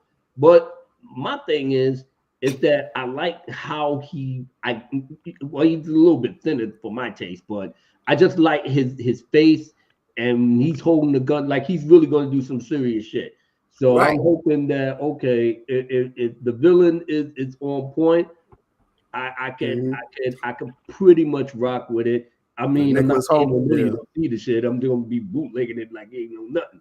but I'm gonna watch it, and it's like, okay, then that's my guy then, and everything else is whatever. And I get it. And like I say, everybody is subjective and everybody has that right if they like it. And like I said, the reason why everybody is really gravitating to this is that I think everybody already know what I'm going to say. And I said it. I got ridiculed for this. I told y'all he's going to use a lot of 1978 aesthetics. I told y'all. Didn't he jump on your thread? Didn't James Gunn come at you? Yes, he came at me. Yeah, I told everybody thought I was tripping, and I told y'all what he was going to do. I said, once he told me, once his top 4 movies was of all time, I said, it's going to be a lot of 1978 Superman. He's going to go with Dick Donner, and he's going to go with Reeves. He's going to put a lot of it. If you look at the trailer, look at the lettering. He went ahead, they redid the John Williams. Now, when he did the John Williams theme and they redid it with the Top Gun feel and all that, when they did the poster, I was like, okay, you doing something good. You mix Hans Zimmer with the John Williams. Okay, we starting off real good. But when they really went all hand with John Williams, I was like, that made me upset because you're not trying to come full creative. I get it. That was my whole point, Prime. I'm saying to myself, we got so much flack with the whole thing with Man of Steel, BVS, Justice League. At the very least, they tolerated Justice League, but they shitted all on us, knowing that this shit was like, look, dude, you haven't seen something like this before. You haven't seen Henry Cavill go through the ringer and this, that, whatever. And you didn't have the musical aesthetics of like John Williams to get you in that happy mood. This was some real shit. Now we had CNN and this, that, whatever. Guess what, James Gunn? Now James Gunn got the CNN logos and all the. It's literally you trying to copy and paste and put in the 70s feel to get the OGs like that nostalgia get the nostalgia going, and then you get the Crypto the dog the handle with the kids and the girls and everything, and it has Justice League light for the whole superhero thing, which is basically Guardians of the Galaxy by DC. That's but that nostalgia works though to a certain extent. But you have to understand. You have to understand this, ladies and gentlemen. You also have to understand this. Okay, you have to really understand this. And I told Seal this too. I think a lot of people have to understand. This is for the general casual audience. Yeah. And for the man babies.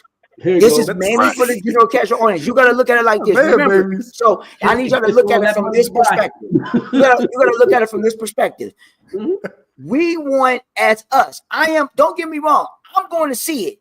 There's certain things I don't like it. There's certain things I like about it. I'm a Superman fan. I'm a DC Comics person. So I'm going to go see it regardless. But me, I like serious and grounded material. I like mature material. I'm an adult. Okay? So what we got from Nolan and Snyder, that stuff was grounded. That was serious. That was adult. They don't like that. They want to be their reality is from, if you read comics or you talk to certain people, their reality is this. They don't want nothing in realism. They want that stuff to be campy, happy, and like a cartoon as much as possible, because they look at that as hope. They don't see grounded and serious as hope. They don't see it like $1 billion crypto. Right? Tell me. I don't. Now I'm not going to say. Now me personally. Now with the movie, people they're getting outrageous with saying it's going to be $1 billion. It's not going to make $1 billion. If it does, hey, more part to it. But it ain't going to make $1 billion. That's just me. I could be wrong. I watched the entire the first run of Marvel from Iron Man 1 to all the way to Endgame. Captain America and Thor. All of it. Everything was great. I mean, Captain America Winter Soldier is the absolute best. Yeah, Winter Soldier is the G. Nothing touching that. But I loved it for what it was. I loved the story. Everything was good. But when I saw Batman v Superman, it literally blew my mind away by the way it was shot, by the way it was. Like I said, we're not joking around, man. This is some serious shit. The beginning of it, with Bruce running towards the destruction, I was like, in the theater, I'm like, are y'all seeing this? Like, this is Batman. Like, this is Batman right here. It literally blew my mind away. And now I don't even want, just like what you said, I like my shit grounded now. Yeah, because we're adults. That's probably why Captain America Winter Soldier was that good. That's probably the best Marvel film. Like 70s espionage type of thriller. Yeah. Adult type shit. I got to point out real quick, because a lot of stuff I know there's a lot of CW jokes, but it's a little, I don't know. Look at Peely. You know what? It might as well be that. Man. Like it's like the way the film, James Gunn Superman, right? And then, with you and you looking for a photographer, like, is it really like a cheap, or is it more like it's like a color grading thing? Like what? You know what I mean? Yeah, it's color graded. Perfect example. I would tell you what made me want to punch the screen. That guy Gardner. That guy Gardner made me want to punch the screen. Well, that's him. That's him though. Like, I can't be mad at Gardner. This the thing though. This the thing. I was like, they really went with the 1968. They really went with the actual silver version of Guy Gardner. They really went with that instead of you going with the Jeff Johns version. Why didn't you go with the Jeff Johns version? He had the doofiest face expression. He really went with the Silver Age first Guy Gardner. I don't like this dude. Like, I don't like this dude. I'm just saying. But that's what I said. But Keely, when I was talking about, the color grading, I think I saw a video and I should have pulled it up. It's a guy that's in photography too, and basically he's like, Gunn's film came off kind of like it was almost too much color because most films are probably muted actually. And so Gunn comes with this, and you're like, man, what is this? Some Disney Channel looking like right. It's just it is. It's is that a risk though? Because like nothing else is like that. Yeah. Oh my God, you guys are killing me right now. No, it's called like it's the word is saturation, and it's let's see. Avatar did it. Remember, Avatar kind of looked like it was kind of even glowing in the dark. Avatar did a lot over saturated movies. Aquaman did it, but it's mainly to like get your attention. Mm-hmm. Good night. Y'all have a Merry Christmas. Merry Christmas, homegirl. It's mainly just to get your attention, and it's CW use it because everything on TV does it a lot because they have to sell commercials. Commercials, they have to keep your attention until the next ad. You know what I mean? So they don't mind using colors or whatever they got to do because it's really just a avenue to sell ads. The movies, they do it. And I think James Gunn does it because James Gunn want to attach it to the Marvel universe. Marvel does it a lot. Disney does it. Disney loves it. Colors is what Disney uses. Trust me, guys, it's magic. It's really, really, really, really magic. It's like you can't help but to look at it. You can't help but to watch it. So even if even if you don't want to watch it. Then we're pretty much watching a DC Marvel movie. That's correct. Pretty much what it is. The Marvel formula, yeah. Marvel formula. Look at us for it's the MCU formula because look at us four right now. Look at us four right now. Abu got on gray. I got on gray. Seal got on black and white. Homie got on blue and red colors. Your eyes are gonna look at Prime no matter what. It's gonna go to Prime because subconsciously we see gray all day. Yeah. But when we see color, we attach to color, or even New York City. New York City is built purposely because it has so much people. Their gray color scheme because it has to keep everyone in line instead of veering off, going the direction. It's in line. Go to work. Be productive. That's what New York did. It's a color thing. So subconsciously, we can see right here. We're just gonna look at Prime because he has color. We want to figure out, what's going on with Prime? Oh, it's Superman. Oh, we know Superman. The nostalgia. We know that.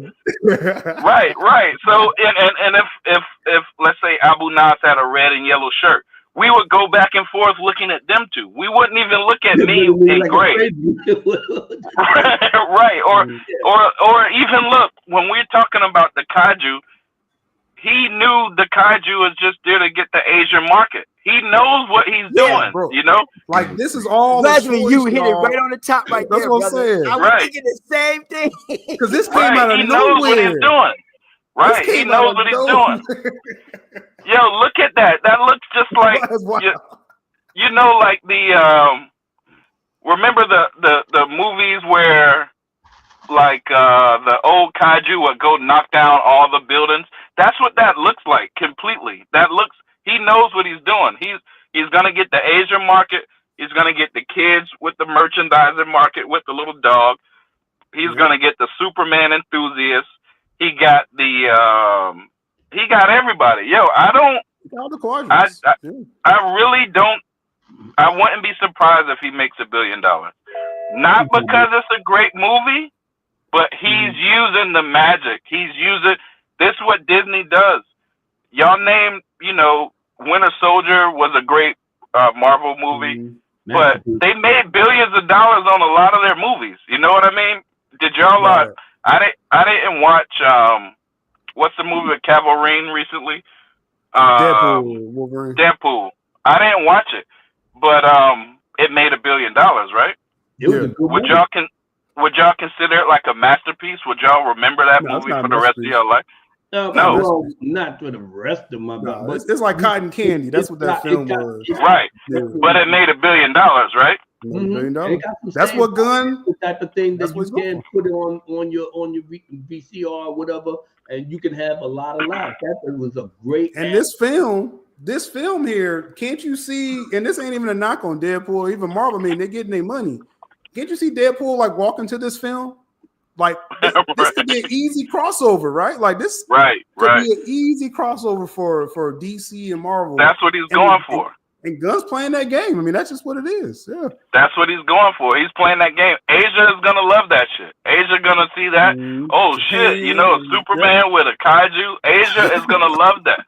And Asia puts you over the top. If you need $1 billion running through Asia, they're gonna give it to you. So he definitely knows what he's doing. Yeah, just make sure you don't put the black man on the coast poster. Yeah, they don't want that, bro. They don't want that. Make sure you don't put Mr. Terrific in the Asian marketing part. They're gonna have a cut without him. They're gonna cut him out the film and send it over there. Like, there ain't no Mr. Terrific in this. It's gonna be dirty, bro. It's gonna be an uphill climb, bro. They did that with Star Wars, right? They had that Force Awakens. Yeah, they sent that poster over there. They was like, hold up. They had yo, take John Boyega out this poster, bro. Take that black dude out this poster. What y'all doing, man? That's hilarious, bro. Are y'all trying to make Are we taking their women away from them? They gotta take us off. That's hilarious because it's true, dog. That's funny because it's true. It's true. Right. It's true, bro. It's true. But with all the stuff that's there, it's gonna be an uphill climb because July is crowded because they got Jurassic World and Fantastic Four. So it got some hitters that is going to be there. That's going to be the question of how it's going to be. So but a week before it comes out, right? Like you said, Jurassic World Rebirth comes out, right? And I think that's going to be a banger with ScarJo and Mahershala Ali. Like that's going to be dope, right? Then a week later, Superman. You think, basically Superman has to come out, have a great pre-sales, and then overtake Jurassic World in just that second week. Jurassic World does $1 billion every time it comes out. My outlook to the whole thing when it come down to that month and just that month alone, the competition is just so stiff. But people got to fail to realize is this: it's so stiff to the point where if you don't have a movie pass, A regular family only going to be able to choose one movie, maybe One. two. Right, two at the One. most, yeah. Two at the max. Two at the most. One. Well, Yeah, to be real though, yeah, average. You talking about family? Because you talking about just an average, nuclear family. Yes. Mother, father, 2 kids. That's really one film. That's really one film a month. Yeah. Right. If you single, you might have a girlfriend, or you might have one child, depending. You might do all 3. But like me and like Wes was saying, two max. You got to pick 2 movies at least. Right. Because people fail to realize when you go to the theater, that ain't no cheap ride. That's a one-time thing. Because the ticket on the average, because every market is different. But when you average it out, a ticket averages $12 per person. Right. Okay. Right. So you got a family of 4. And the food. Don't forget the popcorn and all that shit. Right. For everybody. So you're going to spend depending. Let's just go with a family of 4. That's already over. That's $42 for 4 people right there. That's just on tickets. Right. And then you got to go to concession stand. So if you get a big bucket of popcorn, them things cost what? That's about $10, $12. No, it's more than that. I know here it's about $15. For the big popcorn? Is 20. Yeah, that's just the popcorn. We ain't talking about. We're not even talking about refreshments. Y'all got to come to Kentucky, bro. Man, they taxing y'all.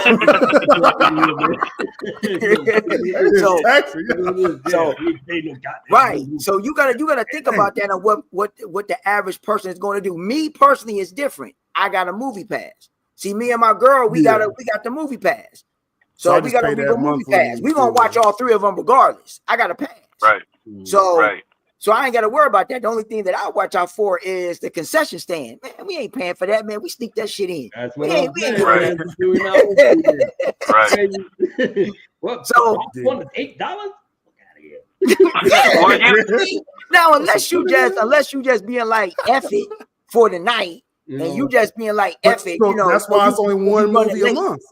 You said that's what I'm saying. Correct. You can't do that multiple times for a whole family. Exactly. What y'all saying is everything really depends on like Fantastic Four. Jurassic Park gonna make $1 billion. They're kind of always doing that. Right? Yeah, pretty much. You're right about that. I would agree with you on that one. Yeah. Yeah, Superman is all right. So he took the name Legacy off, and it's just Superman now. So now, that's gonna be that's even better marketing. So now people just gonna be like, I want to see Superman. I want to see Superman. But is Fantastic Four gonna kill it too? Because can you see both? Can you see all 3 of them? Is anybody gonna be able to do that? That's like $300 that month on movies. Yeah, something got to suffer out of all that. And really now, word is, like someone was saying in the chat, Fantastic Four, like they've been messing around. I know people be like, no, they ain't scared of Superman. I'm just saying, Fantastic Four may be like, yo, maybe we should jump back a week or 2, like forward. I should say to the adults in the channel and in the chat. You have your kid, you want to take them to a good movie. All right, you want to see Jurassic Park? Not a problem. It's a great adventure. You're going to love it. And when your child say, Dad, I want to see Superman. Look, Jurassic World, right? Gun ain't slick. Gun ain't slick, bro. Yeah, we're not seeing no Superman trunk. You set up the crossover. Yeah, right.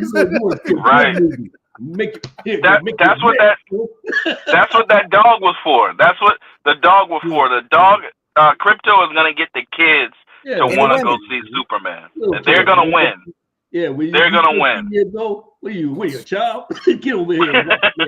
Right. I mean, if I had to pick one, like for real, like if people were kids, between those 2, like I'm sorry, like dinosaurs, they're gonna pick dinosaurs first. I think. I was thinking the same thing. They're gonna pick that Jurassic World first, because kids gonna pick that. But then, like we said before, Crypto and Superman is going to win over kids and women. Yeah, I'm telling you. See that? Yeah, see that's wild. That's just kind of wild. It's like 1 week apart. Like Superman really Crypto got it, bro. Crypto is gonna be the girl's gonna love it, like this person said. The girl's gonna love crypto. The kid's gonna love crypto. That's who run the family. The dad just gonna be like, all right, fuck it, man. Y'all boy, let's go see crypto. You know what I mean? Let's go see crypto. But it really depends on the Fantastic Four trailer because they can do the same thing. You know, women is gonna go over the Superman and enjoy themselves. I mean, if it was Henry Cavill, Henry Cavill, yeah, right. It would be no question. But they ain't right, correct. With Mr. Trunks over there. That little dog, man. That dog. No one knows this dude. Run to the theater, their panties all wet and everything. No one knows David Cornsweet. Dry up in a half a second. They're gonna walk out. Now, that's the question. That's the one question too when it comes down to the Superman film. And I said this: it ain't us. We already know. The main thing that they have to look at as the months transpires and it goes on, even though it did a good viewership. This is just my belief. I can't go with everybody else. This is just my belief. You're gotta rail in this new generation, all right? And what you're trying to rail in this new generation, and I said this, and I keep saying it. These new generation kids are different. They gonna clown these trunks. You think I'm joking? Right. You just wait a little bit. But see, this just a teaser. They gonna start making fun of these trunks. So I'm telling you, like some of the other stuff that I've seen. You know, I seen the kid. They watched it. He said, "Why is he wearing a diaper?" Right. So I'm like, that's just it. And I'm not making this up. Y'all can basically go look at stuff. You're going to see it in the comments. They got people talking about why is he wearing a diaper? You know, some people don't even like the suit. A lot of people don't like the suit. I'll put it like this. I don't like the suit now. It's trash. I'm good with it now, actually. It's not good. It's not a good suit. They tighten it up a little bit. They tighten it up just a little bit. It's a little the only more... thing, like I said, the only thing I like on the suit is the ad. Only thing I like we're gonna have Speedos.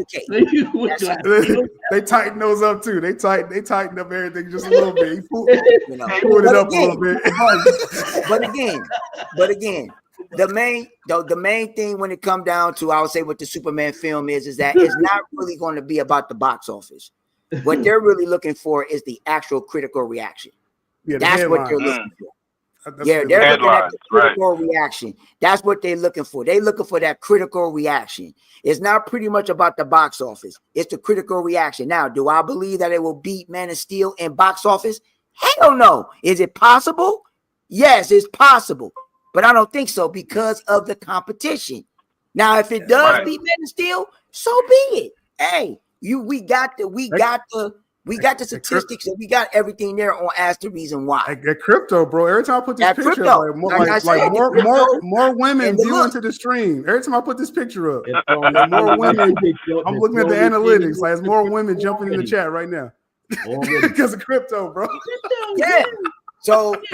Come over to it could think about this though.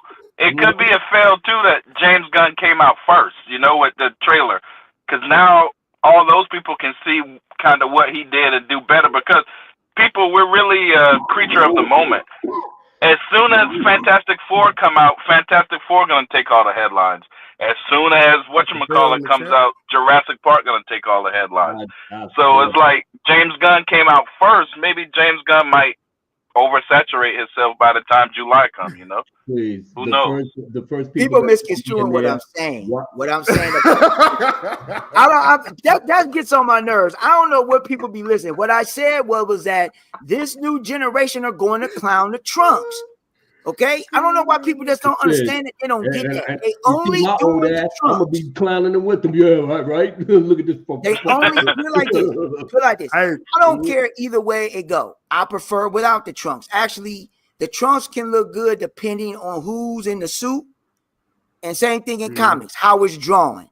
Okay, they can look tight depending on how it's drawn or how it's wearing it. To me, the Cohen sweatsuit is the worst in the trunks. Hell, I would take the Brandon Routh suit over this. Facts. I don't know, bro. Them Brandon Routh though. That's it was. When you look at the suit, when you looking at the suit, now you ain't gonna say the Christopher Reeve one. I would take the Christopher Reeve suit over this. Christopher Reeve still, that still stands up. I'll take that.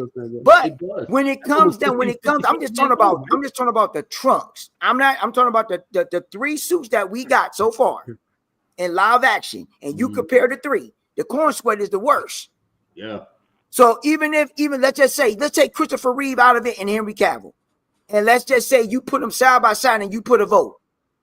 I'm taking the Brandon Routh all day. The same thing.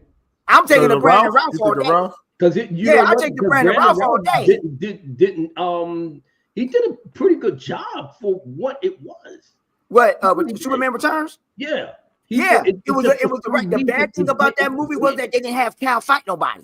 Now everybody appreciating Superman Returns. Now I see what's going on now. Like as soon as y'all see that James Gunn shit reminds me of Superman Returns. I didn't think it was a bad movie. Of course, they're rehashing the 78. That's what I was saying. They rehashed the 78. Right. The only bad thing about I don't want to go back into the past, but Superman Returns was bad because they interfered with that film.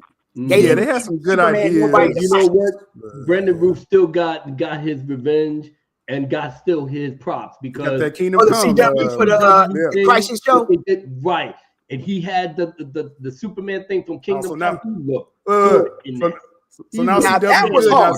No, hold on. Y'all can't have it both ways in the chat. Y'all can't say, "Oh, this looks like CW," and then you bigging up CW. I like the CW stuff. I'm talking about T. I'm talking about you. No, I'm saying people was like, "Oh, CW shit." And they're like, "I like that CW." But the way he did it, because he was Superman in Superman Returns, it got me a little bit. It was like, okay, I'm feeling you, brother. That was dope. That was dope. The one scene, I would say this: the one best scene in the Superman Returns was that airplane scene when he first came back. The first save when Lois was in the airplane and he saved it. Now that scene raw. I don't give a hell what nobody say. That's a Superman scene. I don't care what nobody say. If you don't appreciate that, then you don't appreciate Superman. That is one of the best Superman scenes. If you want to talk about a scene, that airplane scene was raw. So what this film? What's this film, Peely? What does this film need to do then? I mean, again, you got Jurassic World.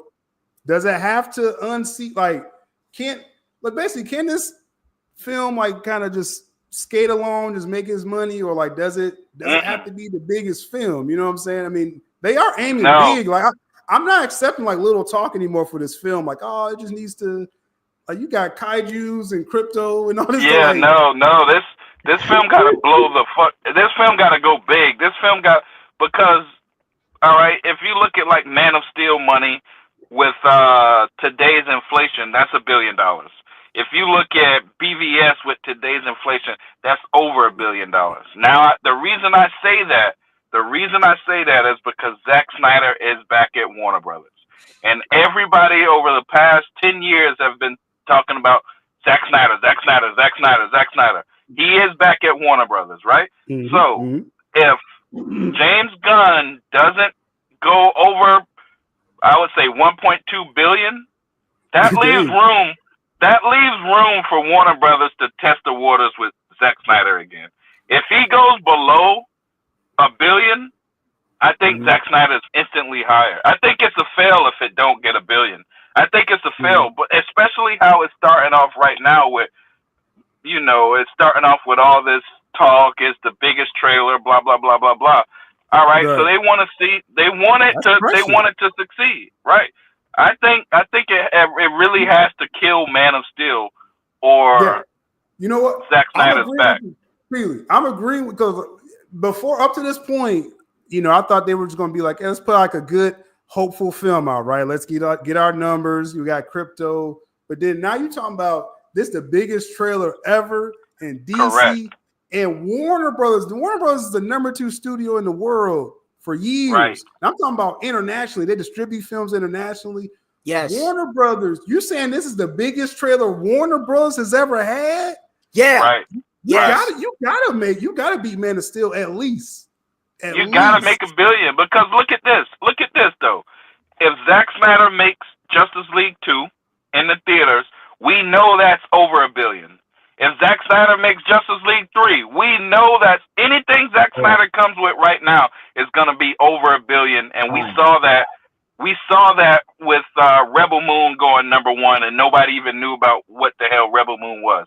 So we know Zack Snyder is gonna go over $1 billion with Justice League 2, whatever. Even if he do Dark Knight Returns, whatever Zack Snyder does is gonna make $1 billion. They know that. So James Gunn has to do that because they got Zack Snyder and Warner Brothers right now. You know, he's already there. So now let's say, yo, damn, homeboy, Superman just made $800 million. Damn, we could have put out Justice League 2 and made 1.5. That's what they're gonna think. We could have put out Justice League 3 and made 1.5. We could have had Darkseid. We could have, you know, Ben Affleck, whatever. That's how they think. They're not 800 million ain't gonna do shit for James Gunn, bro. It's gonna get his ass fired at 800 million, dog. I mean, I think 800 million. Like if it was like 600, yeah, then I'd be like, no, it's a wrap. I'm like, it's a wrap. Because at first I was thinking like you could again win the headline, like critics like it. You know, it makes 600 million. Go and keep going, Gunn. But I don't think that's enough anymore. I don't think 600 is enough. Even and you know, and Peel, like I say, he got his outlook, and there's nothing wrong with that with the box office. But again, I'm looking at it from more of an angle, because you gotta look at the actual what the executives and what they're looking at. They're not caring about the box office. If this thing is not critically good, because when you have positive reception, that's what's gonna bring people to the theater. You got to look at it like that. It ain't got nothing to do about the money, because the foundation got to be set. If the foundation critically is good, I'm talking about the critical reaction. You talking about Rotten Tomatoes? I'm talking about everywhere and the audience. Don't put Rotten Tomatoes. If you got that good critical reaction, that's gonna bring the people anyway. It's not about the box office. That's gonna come. It's gonna have 100 on Rotten Tomatoes. It's gonna have 100. I'm telling y'all right now. Let's just say y'all just saw this happen. The greatest trip in Warner Brothers history, bro. Like for him to type that out, like that don't even sound right, but it did it apparently, right? It's gonna have a perfect Rotten Tomatoes score, y'all. I'm telling y'all right now. It's already done. But that's what I'm saying. So that has to bring the people, and you know, so. And no, you got a point. If we're looking at it like, all right, if we're looking at it like it's phase 1, then you got 500-600 million. That's cool, because natural progression. By the time you get to his 5th film, they're gonna be 1.5 billion, 1.6. If you look at natural progression, so you got a point there. If you're looking at it like a phase 1, but I think with the crowd already hating where we've been at. Joker flop. Everything Warner Brothers has been doing is flopping. The crowd is already pissed off. The crowd is already talking about boycott. I don't think they're going to allow natural progression to happen. I think Zack Snyder doing this 300 prequel is just a entry into the door of there's somebody watching over James Gunn.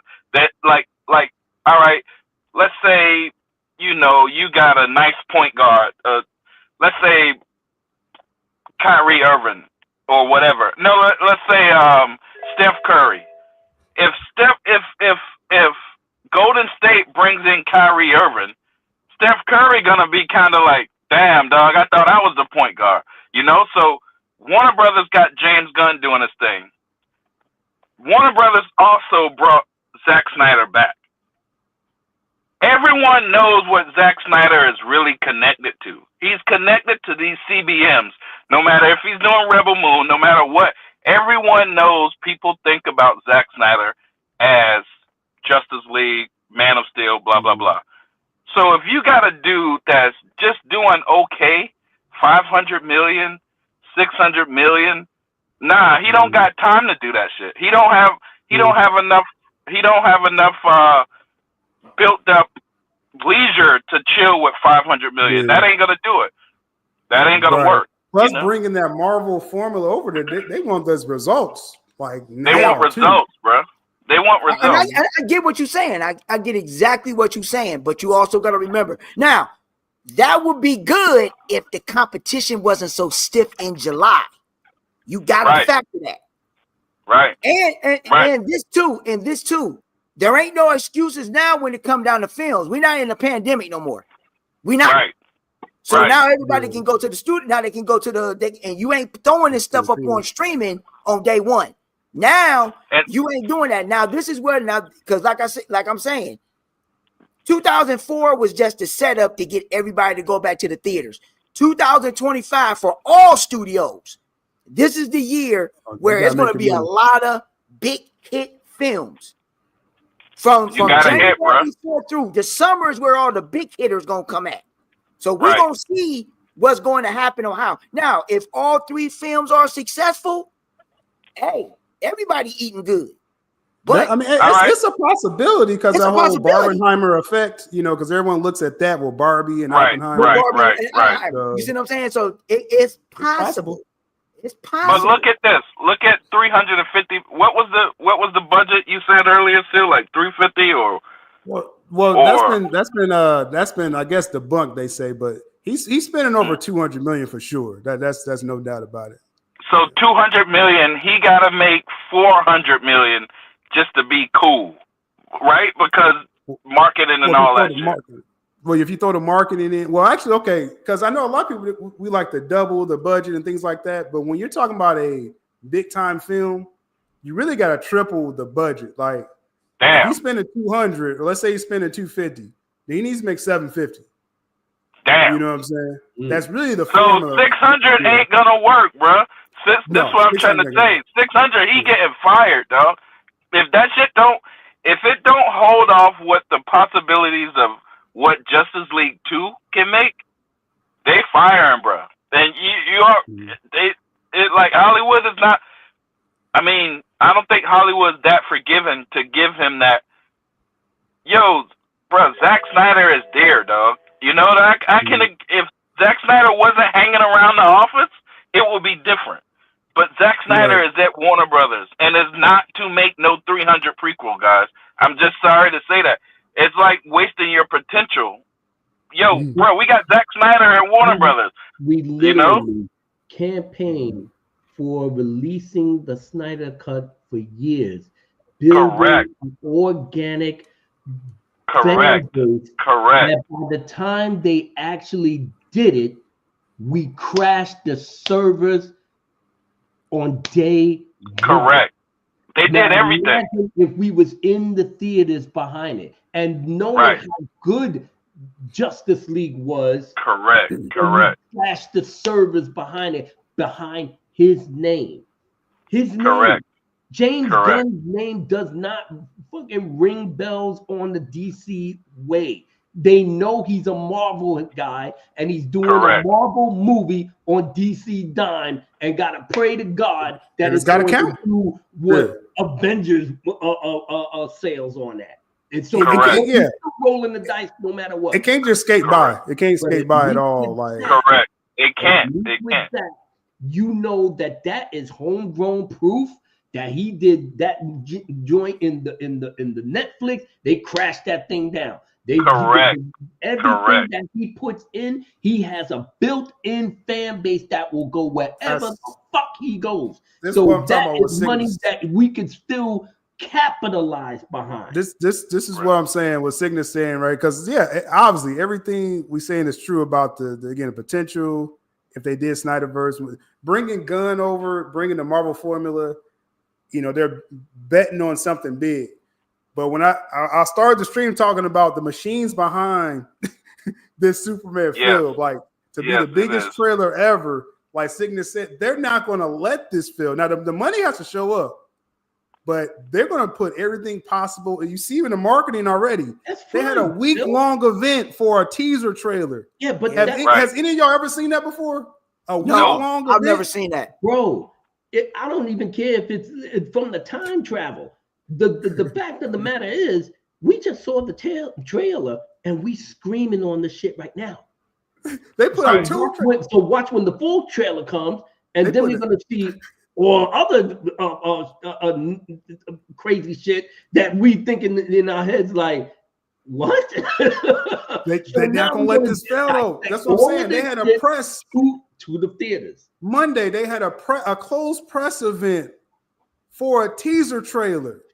So you spending money on this. So I think the marketing is going to be crazy. Like this may have to make $1 billion. Super Bowl. They're doing Super Bowl. They did a teaser to a teaser, right? A teaser to a teaser. They dropped. Right. I guarantee everybody. I guarantee they're doing Super Bowl, and this will be the second time that they're going to. And I guarantee. See, they did it with the Flash. That didn't push the way they wanted it. But that was an experiment. That was an experiment. It did good on viewership with the Super Bowl, but this is Superman. People are gonna watch. They're gonna look at the official trailer from the Super Bowl. That's what's going. That's watching the Super Bowl. But said, man, they gotta make $2 billion. Look. God, turn this shit off, man. I want to see my man. What was it, Kendrick? I want to see Kendrick. Yo,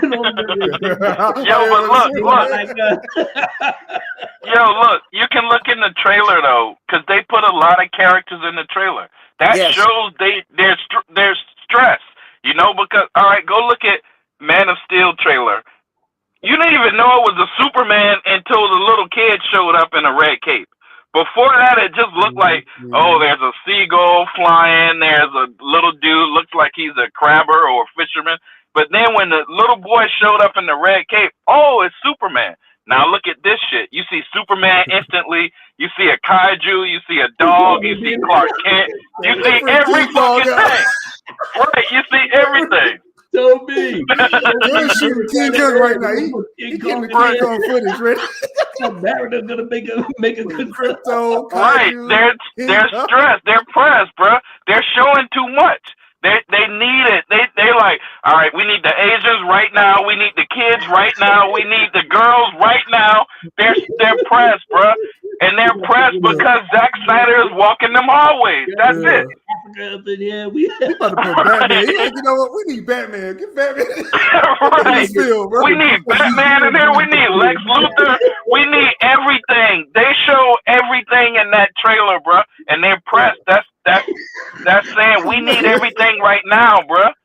Because Zack Snyder is walking them halls, bro. That's it. He's walking through the hallway. They're like, oh shit, put the kaiju in there quick, you know, because Zack Snyder walking them halls. Because the trailer, you know, it's like he falling down, he calling for crypto. I'm like, that's cute, you know, that's cute. They start flashing stuff. I was like, a kaiju? I'm like, what the fuck? Right, bruh. There's Hawk Girl in there. You know, there's everybody in this trailer. You're showing too much, but that's like, you know, when you look at, you're trying to get that girl and you start flashing money at the restaurant, you pull out a little extra few hundred. You know, that's what that is, bro. That's what that is. He's trying too hard. And that's really because there's pressure. There's pressure. This 500, 600 billion ain't going to work under this pressure, bro. This homeboy need 1.5. He need 1.5 or Zack Snyder, they about to knock on that door. Yo, can we have a talk in my office in 30 minutes? Zack Snyder already going to be in the office when James Gunn show up. There you go, me too. I already got the script going. We got most of the people back, so we good to go. Right. Zack Snyder already ready. Zack Snyder, it's going to be like the RoboCop scene when they walk in the bathroom. And he was like, yo, you know, he just took the job. He just got the job immediately. Zack Snyder's already ready, bro. Dick Jones, Zack Snyder about to Dick Jones that bitch, dog. I'm telling you, dog. Do not let this bitch don't hit 1.2. Dick Jones is gonna be there immediately. Oh, I can help. I got it. I already got my boy Martin with it. It needs a big opening for sure. Like really, like it does. It has to come out the gates, like you saying, Prime. All the critical scores, so you know, like I said, Rotten Tomatoes, all that stuff has to be there. It needs a big opening. You know what I'm saying? Because of the headlines. Like if it comes out slipping, like it's a wrap. Like just you already got a couple more bad week or two screaming on it with the memes. It's gonna be a disaster, bro. Right. I would put this, and I'll say this too, because there's so many characters that would be in the film, and for the people that probably don't even know, you know, Supergirl is in the movie, so She in the Yeah, she movie. gonna pop You up. mean the Pop Puerto up in the Rican movie. one? Oh, that's what I'm saying. Get Supergirl. Let's film Supergirl. Let's get Supergirl. Right. They put it too much, bro. But this the thing though. Just all you know, just all BS aside or whatever like that. Y'all have to look at it. They have to set the universe up this way because you have to get those other characters, these other tier characters for them to get an eye. You gotta use the Trinity.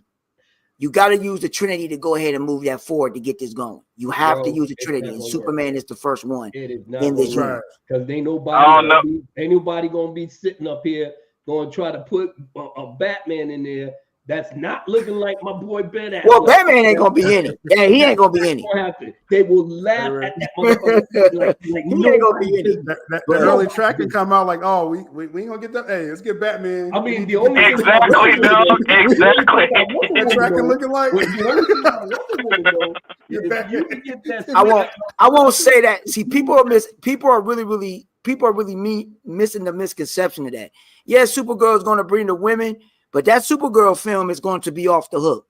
That's probably going to be that's one of my most anticipated films. And it's not going to be a lot of pressure on it either. Like the pressure's on the Superman film. The Superman film got the pressure. They can low key do Supergirl. You know what I'm saying? Right. Low key do but the Supergirl film is probably one of my most anticipated, just for the simple fact because of what they're doing the movie from. And that's think about. Yo, that Supergirl movie might not get made, bro. Like. No, it's already made. It's already greenlit.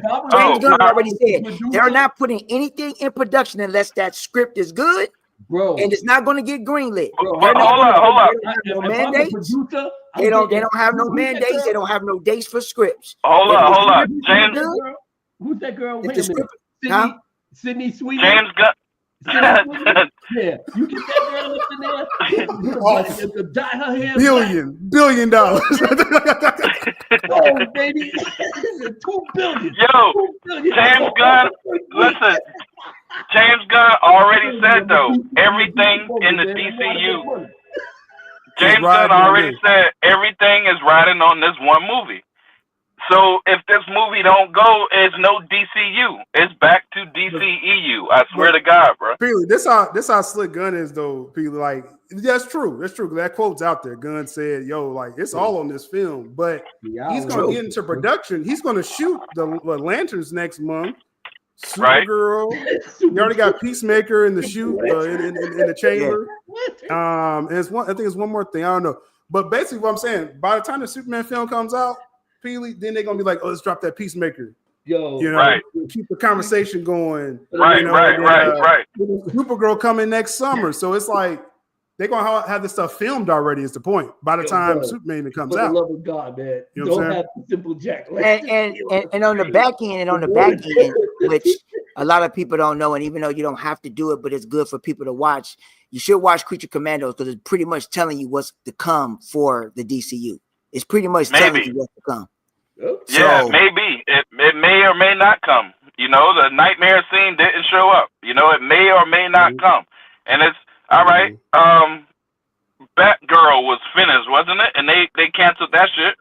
You know? That's a good thing. We know, as a fandom, we know, even if they shoot it, they don't mean they're gonna put it out. Like right. Or even nobody don't talk about Homeboy sold $30 million of stocks yesterday. If he was happy and he thought there was something great coming, those stocks would be $60 million. He'll hold on to them. He sold it to get out. Oh, I'm gonna cash in while I can.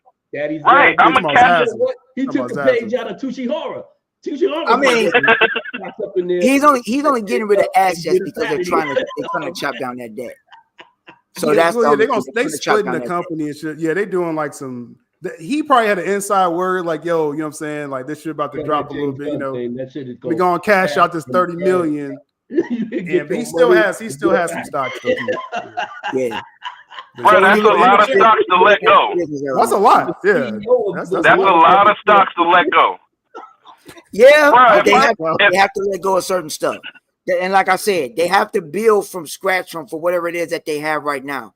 So this is, like I said, this is the year that Warner Brothers Discovery, where they're going to get this is where they're going to have to get themselves out of, this is where they're building to get themselves out of debt.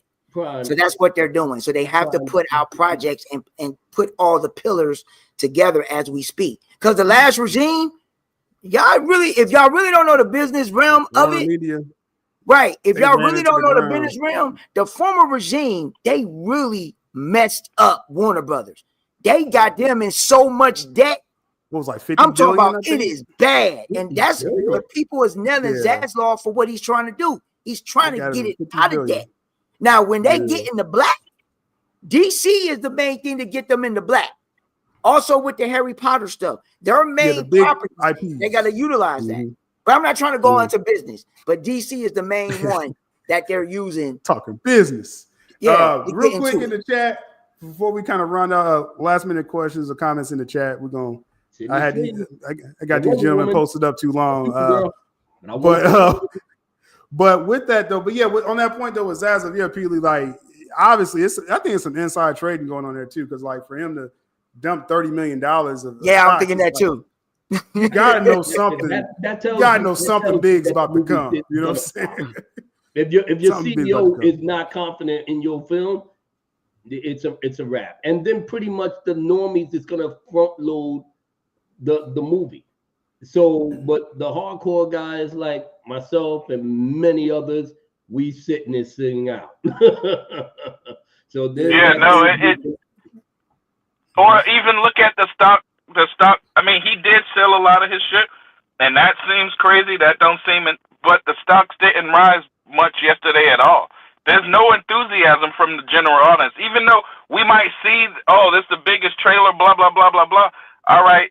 If that was the truth, if that's not just some fugazi marketing shit, you would go and you would see a spike because people would be like, all right, I'm enthused to invest in this company because I think they're going to have a big turnaround. So it will show a spike of enthusiasm. There's no enthusiasm spike. Yeah, some restructuring is coming. They're about to sell off something, or something's about to happen for sure. Right. Correct. That's what I mean. Yeah, for sure. And like I said in the chat, like I said, as we wind down again, last minute comments or questions coming up for this platform. It's a holiday week next week. I usually take that week off as far as live stream, so I'm not doing the Wednesday show and stuff like that. I'm gonna be traveling, but I probably hit you on some videos on the DC channel. On my second channel, I'm gonna throw some videos over there, but I won't be live over here. Trying to think, is anything else I'm doing? My sports stuff that's gonna be down probably till the playoffs, NFL playoffs. So links in the description for those platforms. Real quick, Maria is saying the girl's gonna show up for Supergirl. I mean, I guess what I meant by that, there's no pressure on the Supergirl IP at all. Like they can just put out the best film possible. That film could go and make like 400 million, 500. No one's gonna bat an eye, for Supergirl. So that's what I meant by that. Let's see. We got Toby. They selling it to Universal. It's final. No, I don't think they're selling it to Universal. I thought it was Comcast, but they're going to be consolidating. Well, that's the same thing. Yeah, NBC, Universal, Comcast. That's the same. Oh, I see what you're saying. Yeah, consolidate. No, I'm not expecting. See, Warner Brothers, they may split the assets. I kind of talked about. I ain't gonna really go too much into it right now, but I kind of touched on it before with the this here with their studios, networks, and direct to consumer. Just basically that middle row networks, TV networks. They're gonna spin that out by itself. So you're going to have your film studios and streaming together as like one stock. You know what I'm saying? So when that happens, that's the stock to get because they make money off films and streaming.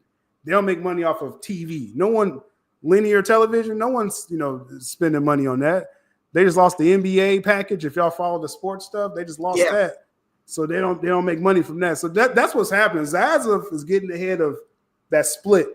Now, from there, will they merge? Will they sell? I don't know. But just to answer that, they're not going to. Comcast already inquired about looking into buying Warner Brothers, and they rejected them. This was like months ago.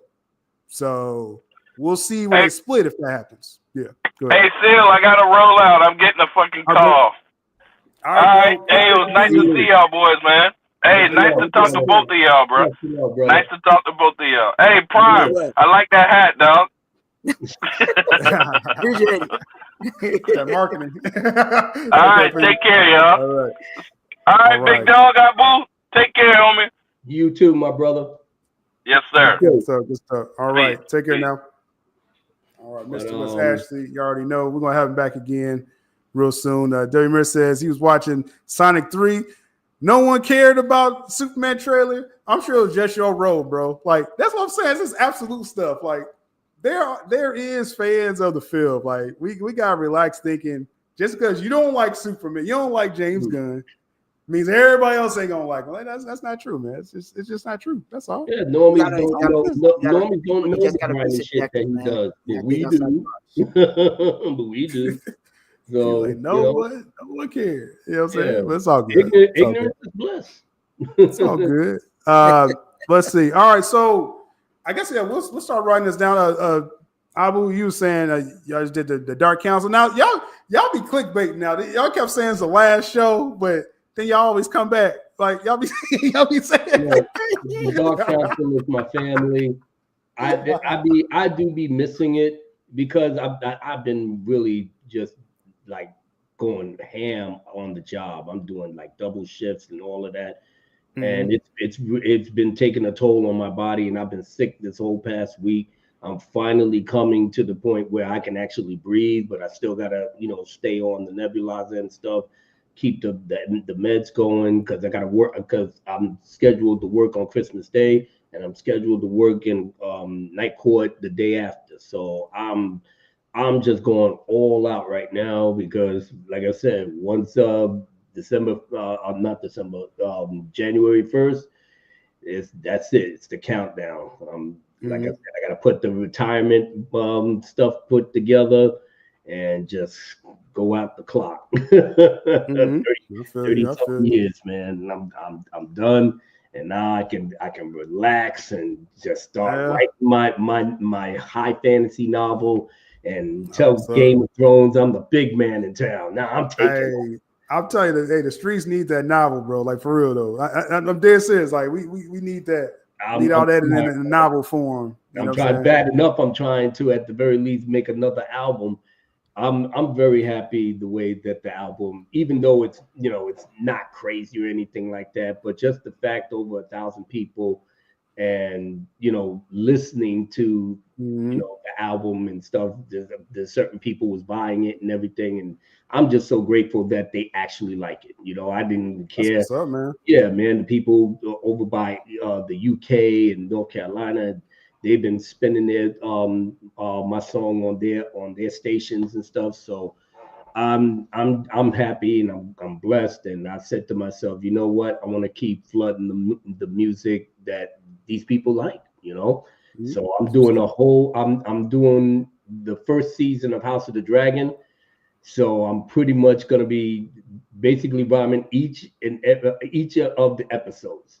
So it's gonna be fire. It's gonna be fire. I had a ball just putting it together when I was doing the episode review, and I did the music. So throughout the Dark Council. So now I'm sitting up here. It's been sitting there.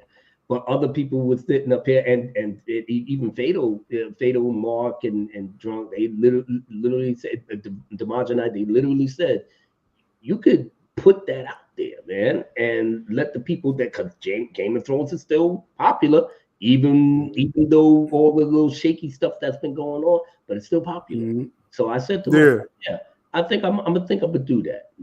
At the very least, the beats will be fire. You know what I'm saying? And it's just talking about the episode and just had it like that. I like how that concept, man. Like the old school viewers here, they should know. Like you had the Hamada Fire and Anthem, the Cernoff anthem. I don't got the clip ready, but everyone's getting fired, bro. I still be putting that back out now. But like I said, but then again, little nostalgia doesn't hurt. Yeah, I mean, think about that. I should have that clip ready. About to lose your job, bro. It's good times, man. But that was every stream. What he was doing, man, was to get people on board with the Zack Snyder Justice League and everything else that we fought as hard as we can to get him back in there. So he came to Netflix. He made so much good stuff in there, and now he's making another film. So he's basically keeping busy until something happens where it's like, Zach, you got the green light, man. Let's finish this. Let's finish this. Because I know Henry Cavill will come back. That was some second. That was freaking time right there, bro. Do you understand that if the corn sweating with the trunk don't pan out the way that it is, and then Zach just say, "Yo, Henry, let's finish it. Let's finish it." You know, give people what they want. Give the people what they want. And Henry Cavill is still that dude. He's not you know what I'm saying? He's not like 55 like my ass, and you know what I'm saying? He's not. He's still up there, so he can get busy still. You know, and just like what Prime said, well, the ladies got to come in. You ain't gonna have problems with the ladies coming in there with with Cavill, man. You bring your little kids up there and see it. That's real Superman, boy. You know what I'm saying? And people are like, hallelujah, with the Lord. That's right. We got my boy back. But you can't use you can't have crypto though, so it's like it's either Cavill or crypto. We don't with cryptos. we don't mess around with dogs. We don't crypto. We're talking about serious superhero movies. We're looking forward to everything you're doing, bro. You already know. Who else to say that haircut? Oh my God, the haircut. Don't you know that the haircut? That's got to come out, bro. They will literally have so much money they won't know what to do. And then they're going to try to tell people, you know what, we need to start making movies because we're making movies. We're making money off of the stuff that we should have put out there. And now, haircut's got to come out. Yeah. Why not why not go through the whole thing? Ben Affleck, you want to make a movie? Do it, baby. Do it. You know, Wonder Woman 84. Just cut that shit out and have a real Wonder Woman 18. What was that? That picture that she was in there with with the heads and the 74, something like that. That was supposed to be a story behind that. Yeah. Patty Jenkins was like, nah. Patty Jenkins was like, nah, we don't want that.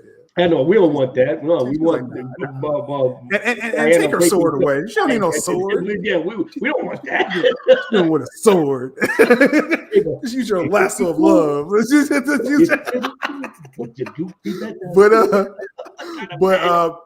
But yeah, we're looking forward to whatever you got coming up, Abu, for real. Yeah, man, I'm so glad I came here. It's been a while, and like I said, man, it's been a rocky road. You know, like I said, we've had a bunch of unexpected stuff that happened that kind of push our family together, our family apart. But at the same time, you know, like I said, it's just like me, you know, some people that I just don't like to talk to no more. But then again, you can still open the road to say, you know what, if Zack Snyder can bring us back together at one point, we could do it again. You know, that was a golden era, man. You know, it's like a party every week. Yeah, and I'm hoping for those that, like I said, you know, I had to shy back away, whatever. But I always said, you know, Sil, that look, we was all one family before we can do it again.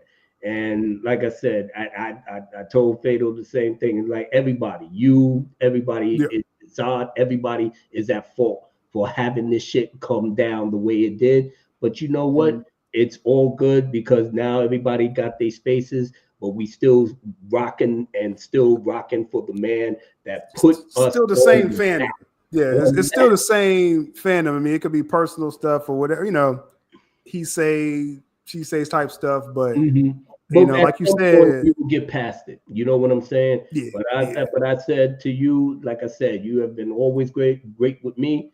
And from day one, and like I said, man, you know, outside of doing devil shit work, you know what I'm saying? I could roll and just, you know, just give you your space to do your thing. And like I said, man, I'm about giving the people what they want and what they deserve, you know. And we have been doing this shit for a long time. And I'm not trying to stop until we get Zack Snyder back at the helm and have him finish the mission. That's it. Can't lose focus. That's Real talk. Real talk. I really appreciate it. You're always welcome, man. And thank you, brother. There'll be plenty more to talk about. We may get those golden days back. Who knows? Yeah, we are, man. We're gonna have a lot of laughs. And like I said, because if James Gunn things jump, it's gonna be a roast. Drag Prime in here. I know, Mr. Oh, we had the analytics. I know, Prime. I know. We did have the analytics. We thought got them roast. You know how we are, brother. You know how we are. We got long memories, brother. Not even the women say that. When and Prime, as we wind down, we probably have a few questions that we're gonna hit in the chat, but coming up with you've been keeping up with the DC stuff, and me and you've been getting together for the some of the breakdowns and stuff like that. What else coming up for you? Nothing really, man. Like I said, I'm just getting back into the fold, just because I'm happy because of all the DC stuff that is happening, mainly in comics. Mainly in comics. If y'all not reading the Absolute, y'all have no idea what y'all. That's the Snyderverse. That's literally the Snyderverse. The Absolute comics. Yeah, the Absolute is fantastic, man. Oh my God, that whoo, man. And then we have, hey, I just try to tell everybody, just get back in comics. This is the time for it. If you're trying to get back into comics, get into that.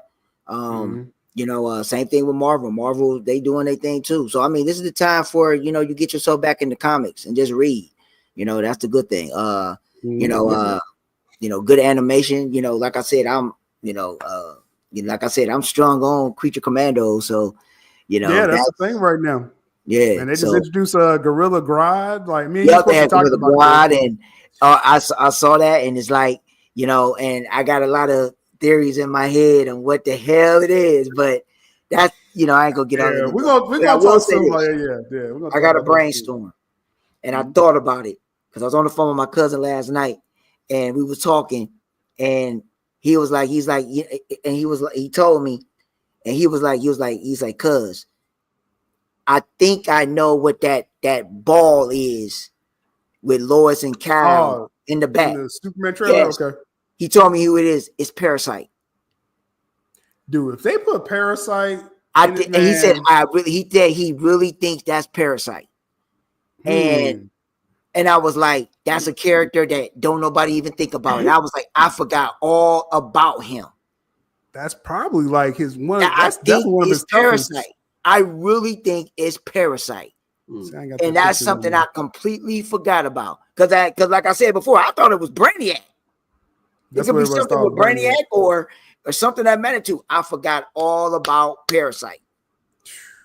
Man, I forgot all about that. They already got it, Lex, Kaiju, Ultraman. Like it's a lot. But that's just a speculation. But that's a very, very, very, very good for people to think about, because again, Cal has a good rogues gallery.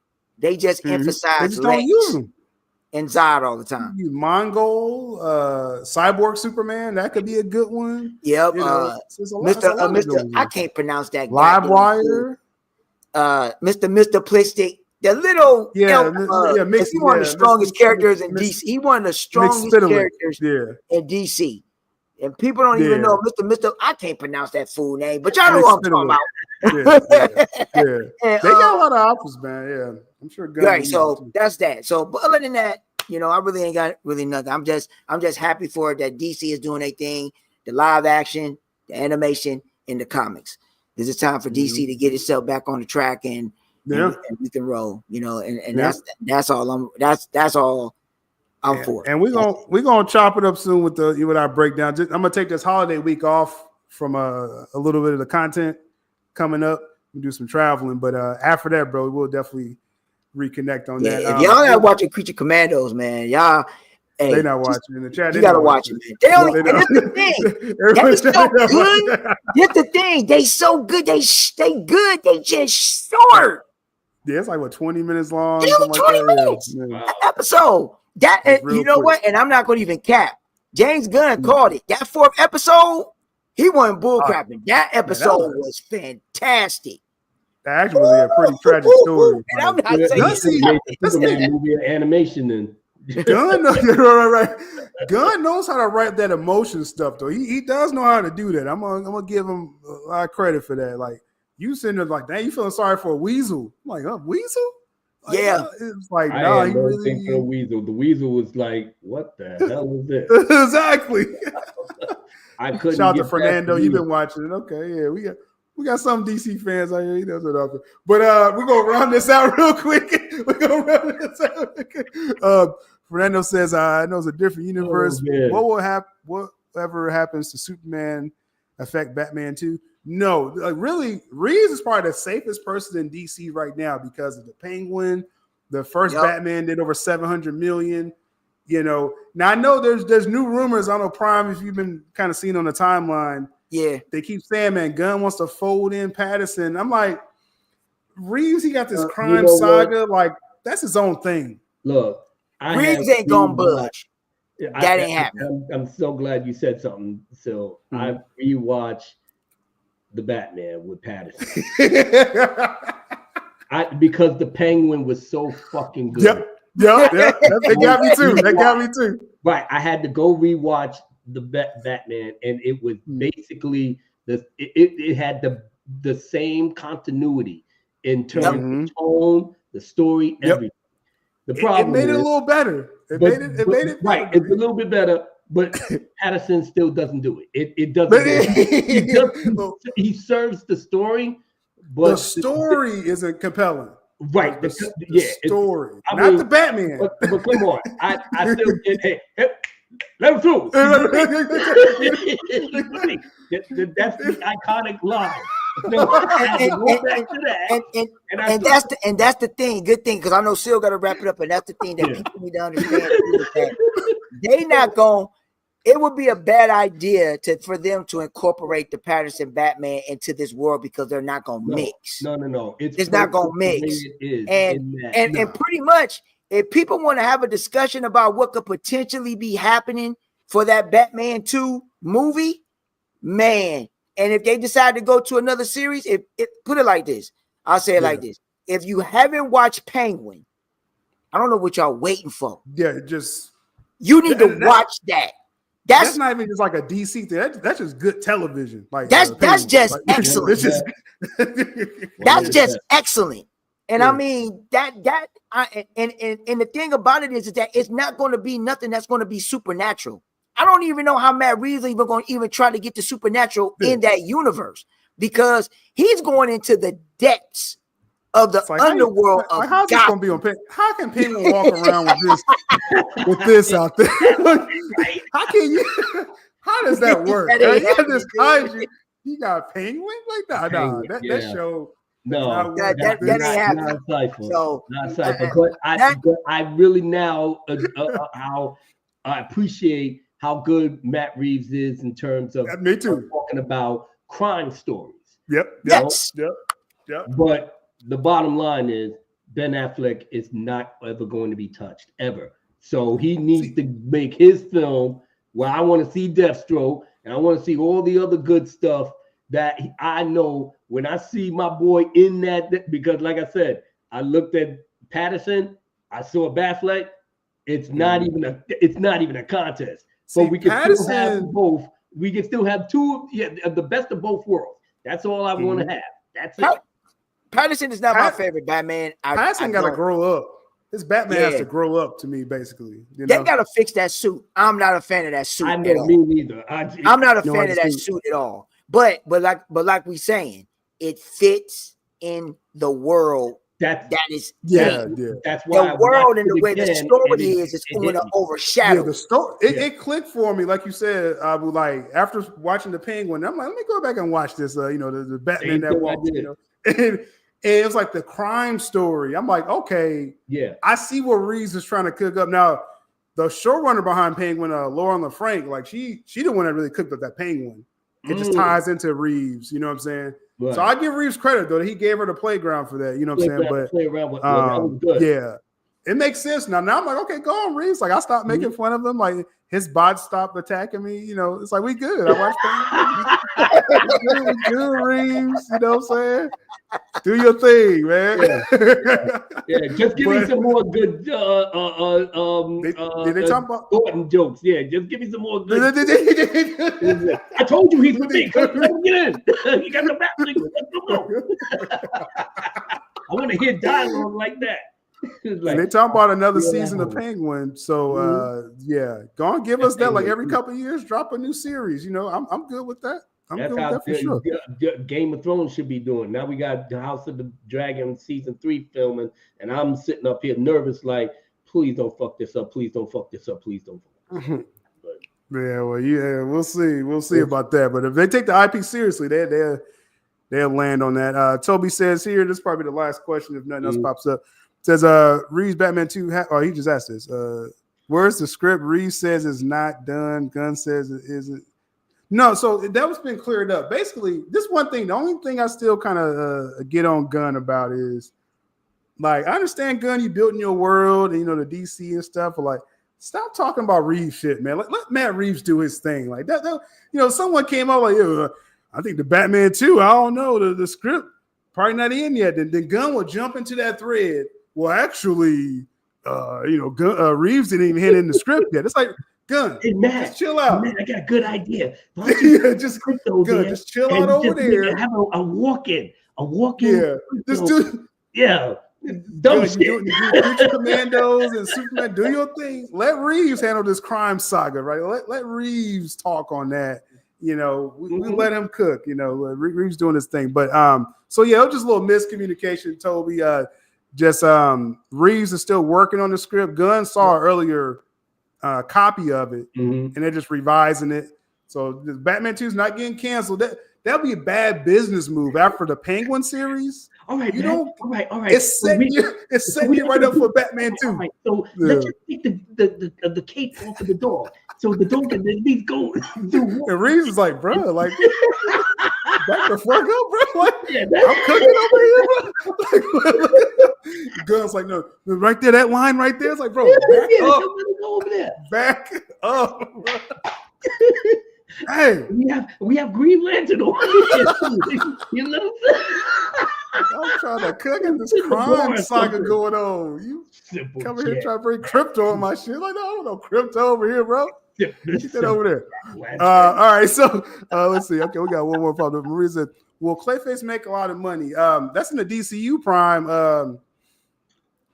I don't know how they're gonna set this up. I guess the Creature Commandos. From the report that I seen, from what I looked at, and again, like I said, they like the script. They weren't gonna greenlight unless they like the script, but it's pretty much gonna be it's gonna be like the Fly-esque. So like if it's gonna be like the Fly, let me explain. So you seen the Fly before, Abu, right? Yeah, Jeff Goldblum one. Yeah, that's what I'm talking about. And the way that he manifests and the way that he was changing, that's the aesthetic that they're going to use for Clayface. See, it's gonna be a low budget thing. So I think he has a chance to make some money, like what, 40 million. I think they want to spend on it or something like that. Right. They want to do that. So my only question is that how are you going to incorporate that? Because from what I know, from what we know, because me and C, we already know, Clayface is in Creature Commandos. We know that. So they was already setting that up to include Clayface in something. Even Matt Reeves body horror. For Batman 2 that he was flirting with, trying to incorporate Clayface in that world. So they're trying to find a way to incorporate Clayface. And the only reason why they're doing Clayface is because he is so popular on the Harley Quinn show. They're going to use him because of that Harley Quinn animated show, because he's one of the most popular characters on that show. Everybody loves that Clayface just because it's funny and campy. So they decided, you know what? We're just going to go ahead and use Clayface, but they're going to go more serious with them. So people know Clayface now because of the Harley Quinn animated show. Yeah, he's cool in the animated show. He's just goofy as all hell. But Harley Quinn had a show on their own. Yeah, it's going on the 4th season, dog. You didn't the animated, Well, see, that's what I'm saying. Animated don't get the same views.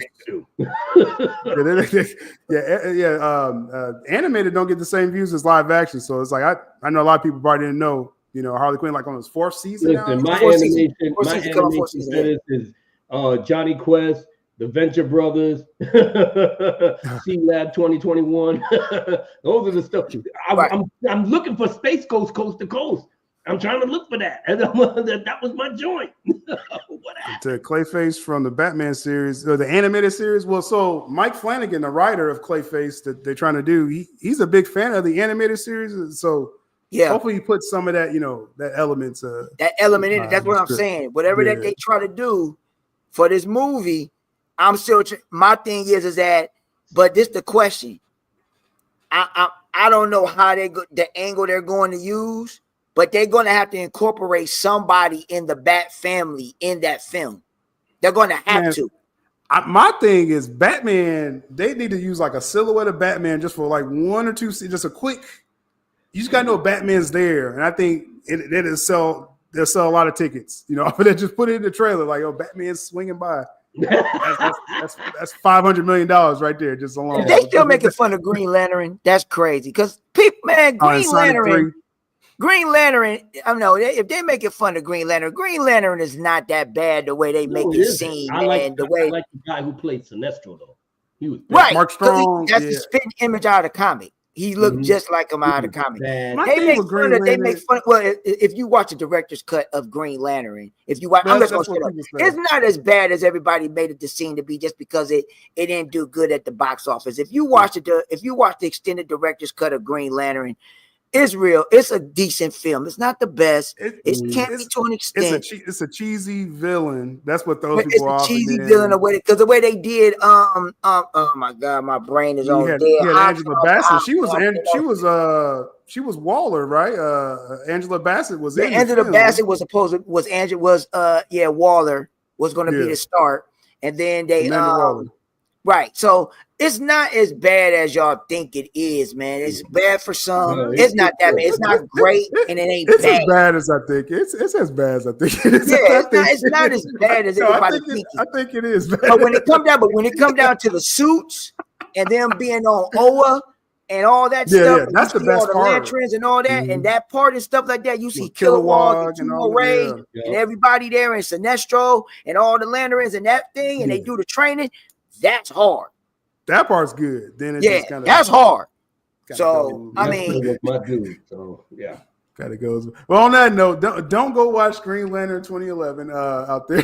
But I do gotta check out Sonic 3 probably this weekend. I'll probably check that out. Everyone's talking about Sonic and Mufasa's out. So I don't know. I'll see that eventually. I don't like these Disney live. Well, I guess is it a live action remake or whatever they call it? Whatever they call them Disney things. I don't like that too much. So anyway, we're gonna slide out of here. As I mentioned, I'm gonna take the week off streaming next week. There'll be some videos popping up. Check out these gentlemen on social media. I'm sure they're not toxic at all on social media. Abu Nas real zen now. He's real zen on there, man. So here you go. The first time I saw Abu Nas on a video, like it was like an ether track. Like he was destroying it. He was destroying it. I know now.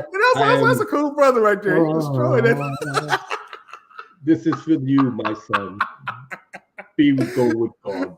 Oh man. But anyway, definitely happy holidays to everyone. If I don't catch y'all out there, we'll be around. Much love to Syl Nation. We out here, y'all. To Syl Nation. Stay tuned.